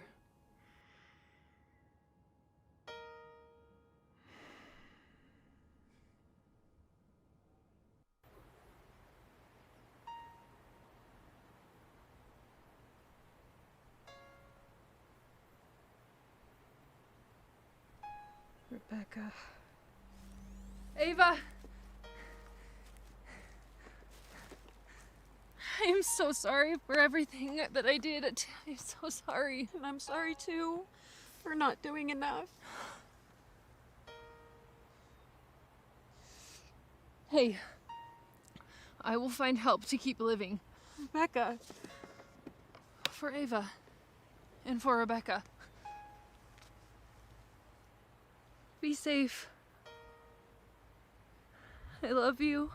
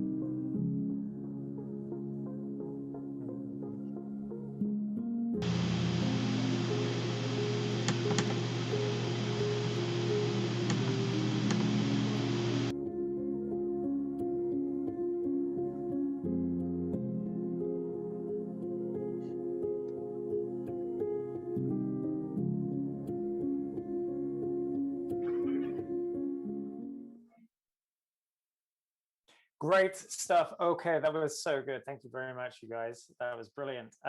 So I want to chat to all the filmmakers once again. I'm not sure if we're going to have Arlie from Preposterous join us, but I'm going to just jump straight in by talking with Sam, first of all. Sam, who wrote and directed 5 years. Yep. Sam, tell us about the kind of creation of this project initially. Where did you start, and how did it come about? Yeah, so this actually story spawned. It's grown a lot. It's changed a lot. I wrote it actually, the original script, last summer. I was like, oh, this would be kind of a simple like summer script to do. And then I kind of got through the process and started working with it in your class, right? And then like some weather hit and I took a little bit of a detour, worked on another project really quick, and then came back to this one this semester. And yeah, it was a lot of fun. The script cut down a lot. This is pretty minimal. Like it was only like a six page long script, but quite a bit is out. And yeah, I am super happy with it. It's good. It was fun acting in it as well. And like literally every facet I kind of controlled. Like even like there wasn't even like a cinematographer. Like Ruben helped shoot my shots, and like I shot his shots, and like just kind of like we had like one sound guy. Like we had a PA kind of like just kind of tried our best, and yeah, I'm super happy with how it turned out. Yeah. Way to go. Okay, so yeah, what's that called? You're a shredditor, right? Like when you do everything yourself. Yeah. That's the word. Yeah. That's amazing. So who ran sound for you? Tony Murillo, if you know him. He's in the film program. Yes, I do. Yeah. Yeah. But excellent. yeah, and then for reshoots though, it was just me, Ruben, and my buddy Connor, who was the PA actually. He's not a film major. He just was like trying his best, and that was all we could go for, and it worked out really well. Cool. So are you a fan of the kind of like twisty like crime thriller genre? Is that a thing that really kind of appeals to you generally as a kind of storytelling? Mm-hmm. Yeah, I didn't really originally. It was kind of meant to just be like a revenge story, right? And then as it kind of went along, it ended up being more of suspense and more of a thriller. Honestly, I consider myself more of a comedy writer first, but I don't know. I mean, I like to do it all. I as best I can, and like I've written a Western as well. And yeah, I don't know. I just worked out this way, and I'm happy with it. Brilliant. So what is it, comedy Western, or comedy is what you want to kind of more of? Yeah, I mean, I have like a different kind of I have several screenplays that I've kind of worked on, right, and like different angles, but comedy is probably where I would aim first, or at least that's what I would consider myself. But then maybe this was like obviously not a comedy, like there weren't really any laughs, like it was a straight drama, and a little bit of thriller. And yeah, I think, but I also like writing action sequences quite a bit, and it was kind of fun, and like building suspense in a scene is really cool. And yeah, so I like doing it all best I can, different things. Brilliant. So do you have like movie favorites, like kind of genre favorites from like the comedy genre that you really love as well? Yeah, so like like good old fashioned, like the frat pack kind of guys. Those are always fun ones, like Apatow and all those guys, and like Todd Phillips. It's kind of fun, I guess. Also, I like Charlie Kaufman a lot as a screenwriter. He's like probably like my like inspiration as far as like absurdist surreal stuff goes. Yeah, and I'm also a big TV guy, so I've just like watched so much TV in my life, and that's also another big influence. If I could write TV, that would be great as well. But yeah. Cool. Okay. Cool. All right. Yeah, that sounds great. Thank you so much, Sam. I want to talk to you some more, but I'm going to just hop over to Richard here. Richard, your film, Metamorphosis. This is quite a complex script for a short film. You have all these different elements. Like, how many revisions did the story go through before you got to where it is? Definitely, I'd say 12 plus revisions, over a dozen, and they were not like minor changes. There were also major changes, and a lot of it had to do with how I could tell a story in 10 minutes. So definitely, it's I'm trying to condense that. Yeah. Yeah, that is a real challenge, with such a kind of complex idea, or two really complex ideas. So it's impressive. Now, when you were filming this, obviously it's a time travel movie as well, on top of everything else, pandemic notwithstanding. Was it challenging keeping track of all the kind of timelines and things like that in terms of thinking about continuity or character relationships, or were there other bigger challenges? The timeline was definitely a big challenge, but the primary thing was rehearsal with our actors, and I think our actors did an amazing job understanding the story. People in the crew read the script and they could tell they knew what was happening in the past, the present, and that was a major part in it. But in terms of continuity, like that's something that I wish I could have paid more attention to or differentiate between the two timelines. But certainly a lot of it had to do with the success coming from the amazing crew that I had. Right. Yeah. Okay. Well, I heard a lot of positive things about your crew, coming from the actors who worked on this project. So, tell me a little bit about your crew. What kind of environment did you like to create for them? Well, I knew that this was partially a heavy story, dealing with suicide and friendship and that relationship. So I knew on set that I would need to have people who weren't so doom and gloom, to say, if I'm focused. So like co-director Jess Bada, or our cameraman and assistant DP Jethro, like they crack jokes all the time. Our producers were hilarious to like joke with. It's that main thing of having everyone feel not necessarily just being funny, but also feeling like everyone can talk to each other in an open environment. That was the primary thing I wanted to create, because I didn't want some tension being built while between scenes or between days that we were shooting. So I think the primary thing is having everyone be willing to be open, laugh with each other, and not hold grudges or any hatred over each other. No hatred. That's the motto. No, brilliant. That's right. Now I do want to I'm kind of running short on time a little bit, so but I do want to ask you one last question. I'm just going to check in here. I don't think Arlie is going to make it to our Q&A. So but I do have, that means I have one more question for you, Richard. So folks in the chat liked your framing and your use of empty or dead space quite a bit. So what drove that creative choice for you? I first learned about that empty space and like dead space from this show called Mr. Robot, created by Sam Esmail.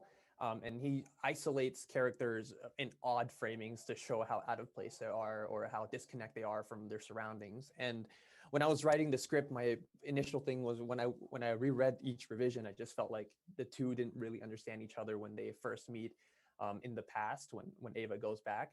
So I knew that up until they truly understood each other, that there needs to be some isolation somehow. And I didn't know how to do that best.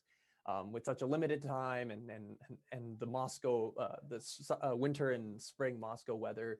So I knew one of the most powerful ways to do that is through framing, to show that there's a differentiation between what one person thinks they understand and what the other person, and their relationships between each other. And luckily for me, my amazing assistant DP and camera operator, Jethro, he was totally on board. He helped a lot with that and understood that right out the get-go. So that definitely benefited.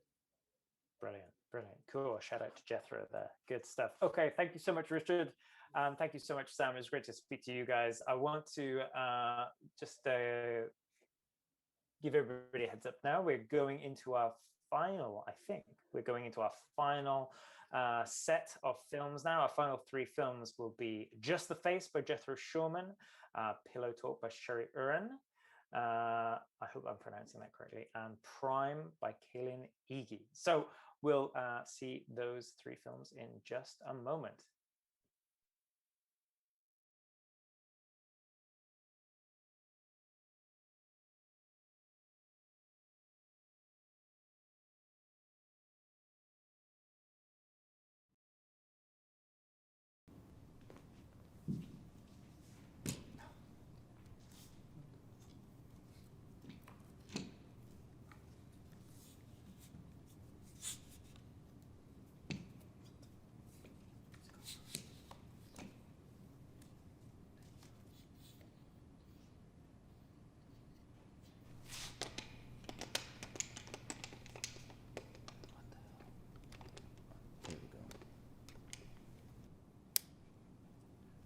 So, who are you shooting with today?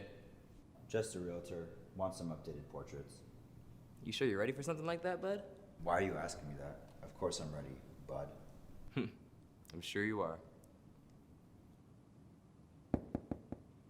Come in. Come in. Hi, I'm here for my 2 o'clock appointment with Phil. I'm Liz. Nice to meet you, Liz. Let's come take a seat over here.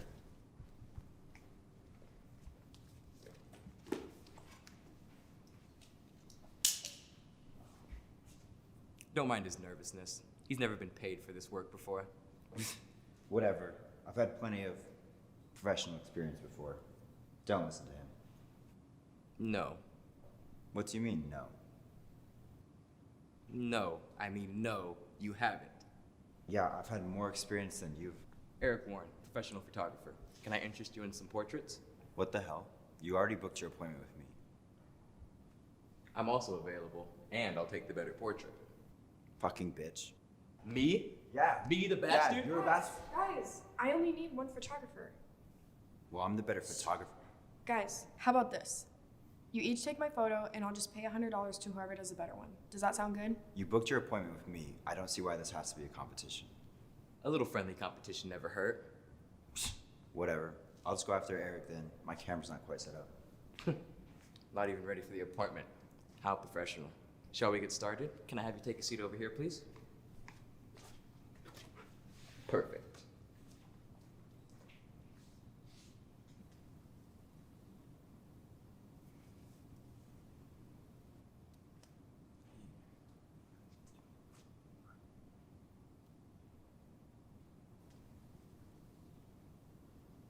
What are you doing?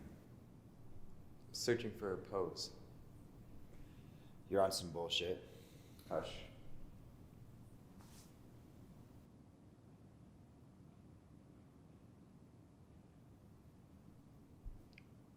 Left hand on your stomach. All right, now right hand on your back. Arch your back a little more. Perfect, that's it, that's it. Now hold it. That's it, we're finished. Perfect. You're something else, man. Something else. I'm ready whenever you are. Actually, we won't be needing this. I'm gonna do something with a little bit more class. Class, only if you had some. All right, we're gonna have you do a pose. Pose? Like what? Just make a pose. Put your hand on your hip. Let's tilt your head a little bit more. Perfect. Perfect. Hold that pose right there. All right. You do realize that these are being used for my job, right? What? Was there something wrong with the photo I took? Yeah, there is.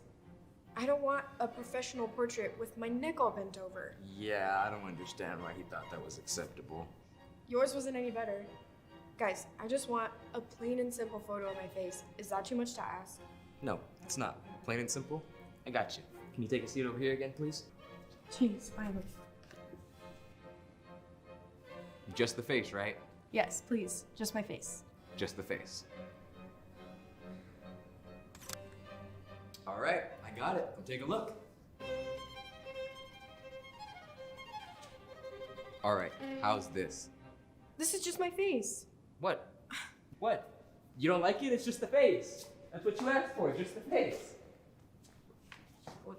You can't do anything right, can you? This is shit.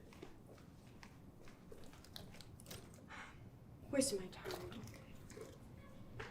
What do you mean this is shit? She asked for just the face. I gave her just the face. You were too damn close to her You're face. too damn close. Back away from my camera. Man, you don't know how to take a photo. Shut the fuck up and get out of my sight.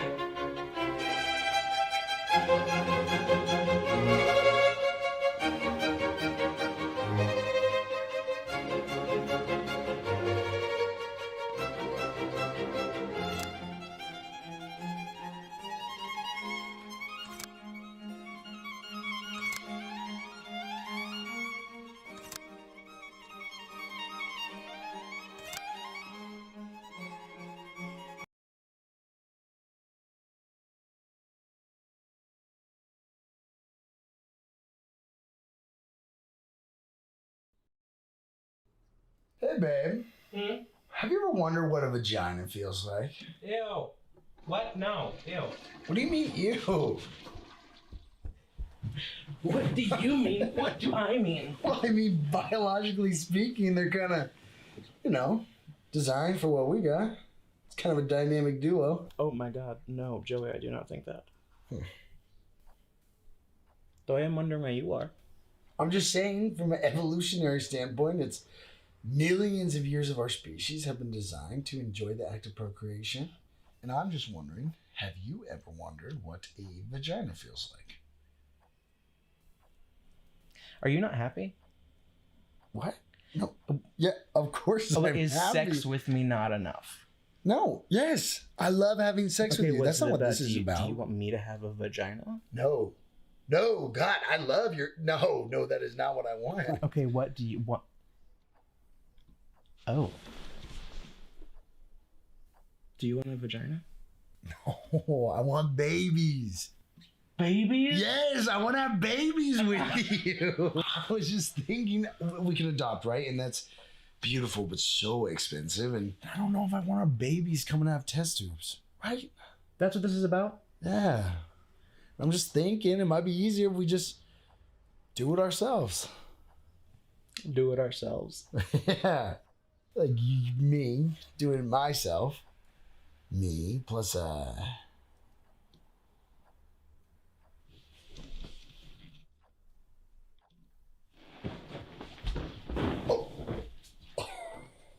Oh. Okay.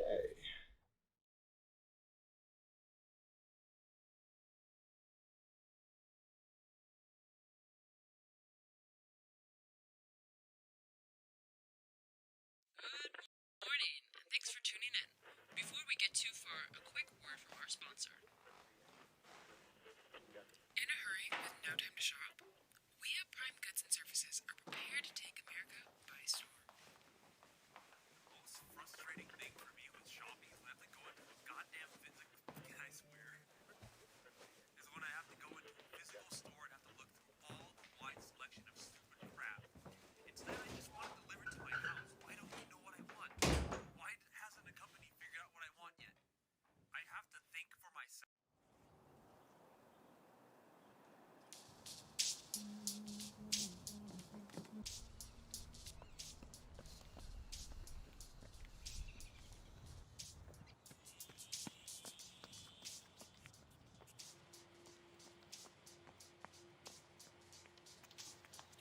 Hey.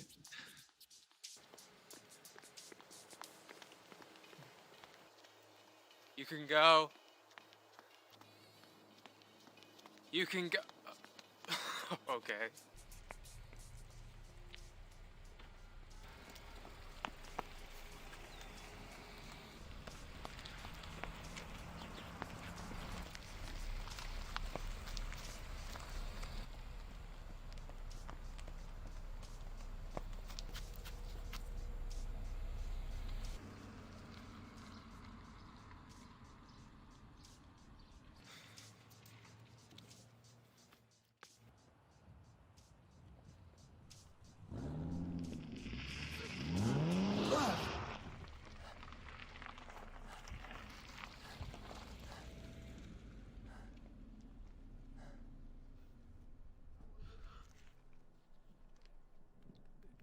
Seriously?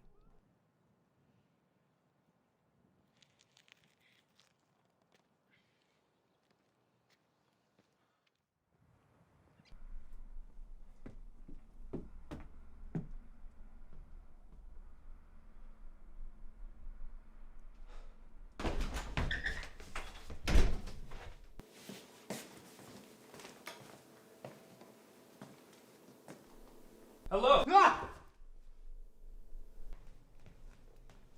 I'm so glad we caught you in time. This is for you.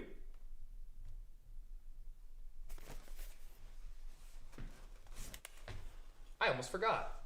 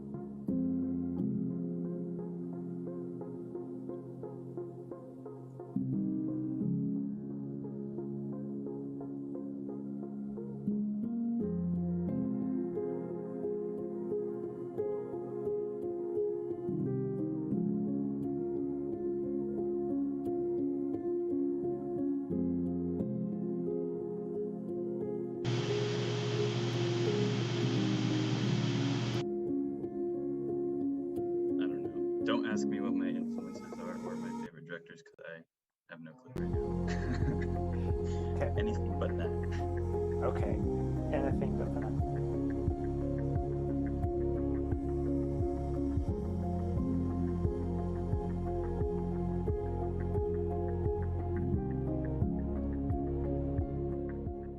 That's mean. Okay. We are going. Okay, so I'm getting getting a signal here, so I'm hopeful that I'm going to be able to speak to Jethro and Sherry and Kaylin right here. So let's hand over to those guys. Jethro, you are first. I'm just going to make sure I'm all set up here. Good. Jethro, you wrote and directed and edited and probably many other things. Just the Face. So you got some major props from Richard earlier for your camera work, and you know, somebody in the chat likened it to, they were thinking of Neon Demon as soon as they saw the beginning of your film. So tell us how you you know, got to be such a kind of keen image maker. Are you self-taught, or how did this skill develop? I think mostly just doing it a lot. I've done a lot of videos by myself, and one thing that it really lacked was like really good crisp images. And then I realized that the key to getting that is just lighting. It's like pretty much the way to make your films look good is lighting, and I just really wanted to practice that. And with films, because like last year I was a part of this one KINO film, Burnt or Toast or something like that, and that was something that they lacked was lighting. And I was like, why does that one not look as good as these other ones? And the lighting, duh. So that's something that I really wanted to practice this year with Richard's film and my film, and then the Fall 48 film was lighting. And yeah, brilliant. So cool. Okay, great. And you know, alongside everybody else, you had a lot of you know, some challenges during production. What was the biggest challenge that you faced making this film? Actors, I think, and crew. I had a small crew. It was me, Jessica, and Richard. And then my actors were really they were just my friends. I was like, hey, can you act? And they were like, maybe. So I was like, oh my God. And then spring break was like the next week. So it's just a big rush. That was the big thing. And I had a script before that. And that one got canceled due to weather and travel and everything, pretty much. So I was like, pandemic. Yeah, pandemic, but mostly travel and people. People are a tricky thing to manage. So Jethro, one thing I want to ask you, like if somebody was to give you, let's say, $1 million right now to make a movie. Do you have something that you would wanna make, like off the bat, or are you much more kind of focused on kind of looking at developing your skill in cinematography and things like that? I feel like if I did it right now, it'd be a waste of $1 million because I'm not amazing yet. So yeah, I think I would divide it into smaller projects and work on developing my vision and my skills. And then if somebody offers me $1 million, then I would do a big production. Cool. Great. Thank you so much, Jethro. I want to just hand it over to Sherry Uran here. Sherry, can you hear me okay? Yes, I can. Hello. Cool. Hello. Okay. Pillow Talk. Loved this to pieces. Some questions in the chat. First question. Did they get the baby though? I guess that remains to be seen. Okay. All right. And it's kind of pillow 2 or whatever. Okay. I also got a private message. I hope the person who sent me this doesn't mind. Where did you find such beautiful men? Well, so the fun thing about this project, my brother Jeremy, who he has the blue eyes, so that's my brother. He actually wrote. Yeah, I can't remember if his character even had a name, but he wrote this. This is his good friend Connor, and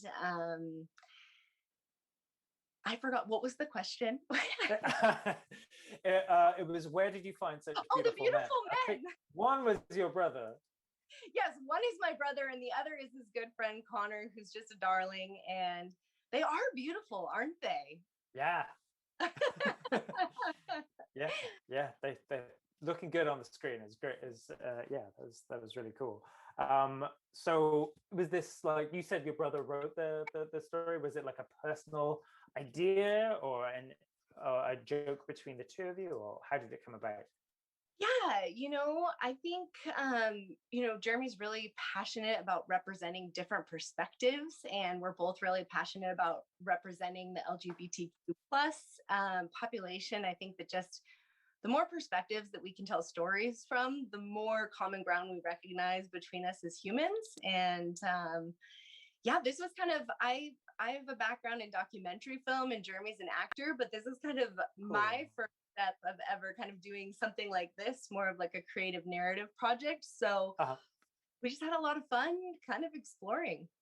Oh, cool. Okay, so you said you had a background in documentary. That's amazing. What kind of stuff have you made before? Yeah, so I actually graduated from Gonzaga from their broadcast studies program a little while ago. We'll just leave it at that. But I worked in sports for a while. So actually, being a ZAG, I worked as an under the basket camera person for the in-house production show, and that was kind of like my first real camera job. And after that, worked in documentary film. Worked on a project down in the Grand Canyon, which I really loved because I'm also I've worked as a raft guide for most of my life, so that was a good way to combine passions. But yeah, brilliant. That sounds so cool. I want to work on a raft and make documentaries. You can't beat cool. it. All right. Yeah, that's great. So you have a production company. Is that with your brother now? Is it Fast Gratitude? Yes, Fast Gratitude Productions. Yeah. Where's that come from? There's like a bee on the logo. I was trying to kind of figure out what the ethos was there. It's all about that honey that you cultivate, and it's a collaboration between myself, my brother Jeremy, and our brother Sean. So we're 3 of 6. It's a big family. So very much hive mentality there, but we've been creating together since we've been kids. We've all kind of gone different ways and had different career paths. But this is just in the last couple of years, it just feels so important to use art in a way that brings these conversations up around, what is humanity and how can we build a better society? And so In a lot of ways, I think this art is kind of our therapy and a hope to make a positive contribution. And so this is just our second project. Our first project is All Right. It's Sean, it's a music video for one of Sean's songs. So he's a musician. Right. Yeah, so it's a sweet little project, and this is just our second project. So we're just like getting going. We're just kind of getting our feet wet, and we're really excited. Cool. So cool. All right, good. And where are you based? Or Spokane. where can people find you if people want to reach out to you guys? Yes, Spokane. We're in Spokane. We're in Spokane. Okay, good. Thank you so much, Sherry. We want to hand over to Kaylin here quickly to chat about the final film that we saw tonight, Prime. So Kaylin, this is a really fun idea.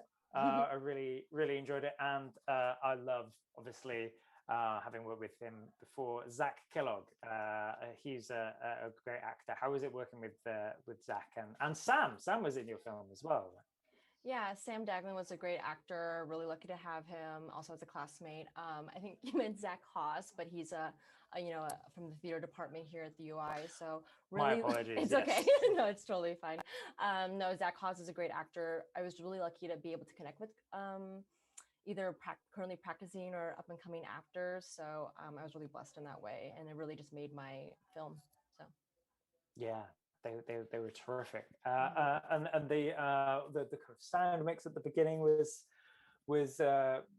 great. Who was doing the sound work on that? The voice work. I was able to do the sound mixing. It was actually a last minute idea. So myself, my roommate, and also one of my sound recorders, Dominique Stout, as well as Richard Pathamsiri, who is my director of photography, as well as one of my co-editors. We were just in the studio one night. We're like, this needs something else. And so we just all recorded our own voices and kind of just like ad-libbed from there. And I think it really worked out. And I'm really happy with how it turned out. Way to go. Okay, so a couple of things, a couple of comments I just want to grab from the chat here. So, oh man, some really great handheld footage here. Did you use a first AC to help pull focus? Yeah, I kind of stepped in whenever pulling focus was necessary. Otherwise, it was all Richard. He did an amazing job. Like, all credit goes to him. It was basically all handheld work and just a little bit editing in post, and I think it turned out really beautifully. So I was really happy with that. Excellent stuff. And Automas, how was the casting process? So I cast my classmate Sam purely based on I thought he fit the role really well. And so that was kind of like asking him in one of my Zoom classes, like, hey, would you mind being in my film? I don't know if we have do we have a best, I need to check with Cal, do we have a best supporting actor award? It definitely should go to Sam. So no, I fully agree. I'll nominate him. But no, Sam was kind of just like by luck. And then I found Zach from just like the general casting call, and I didn't know him previously from this. And so just really lucky that he was, looking for some experience and, something to add to his reel. But now I think he's a great actor. He was also in Ruben's film from earlier in the night. And I think it just shows how great of an actor he is.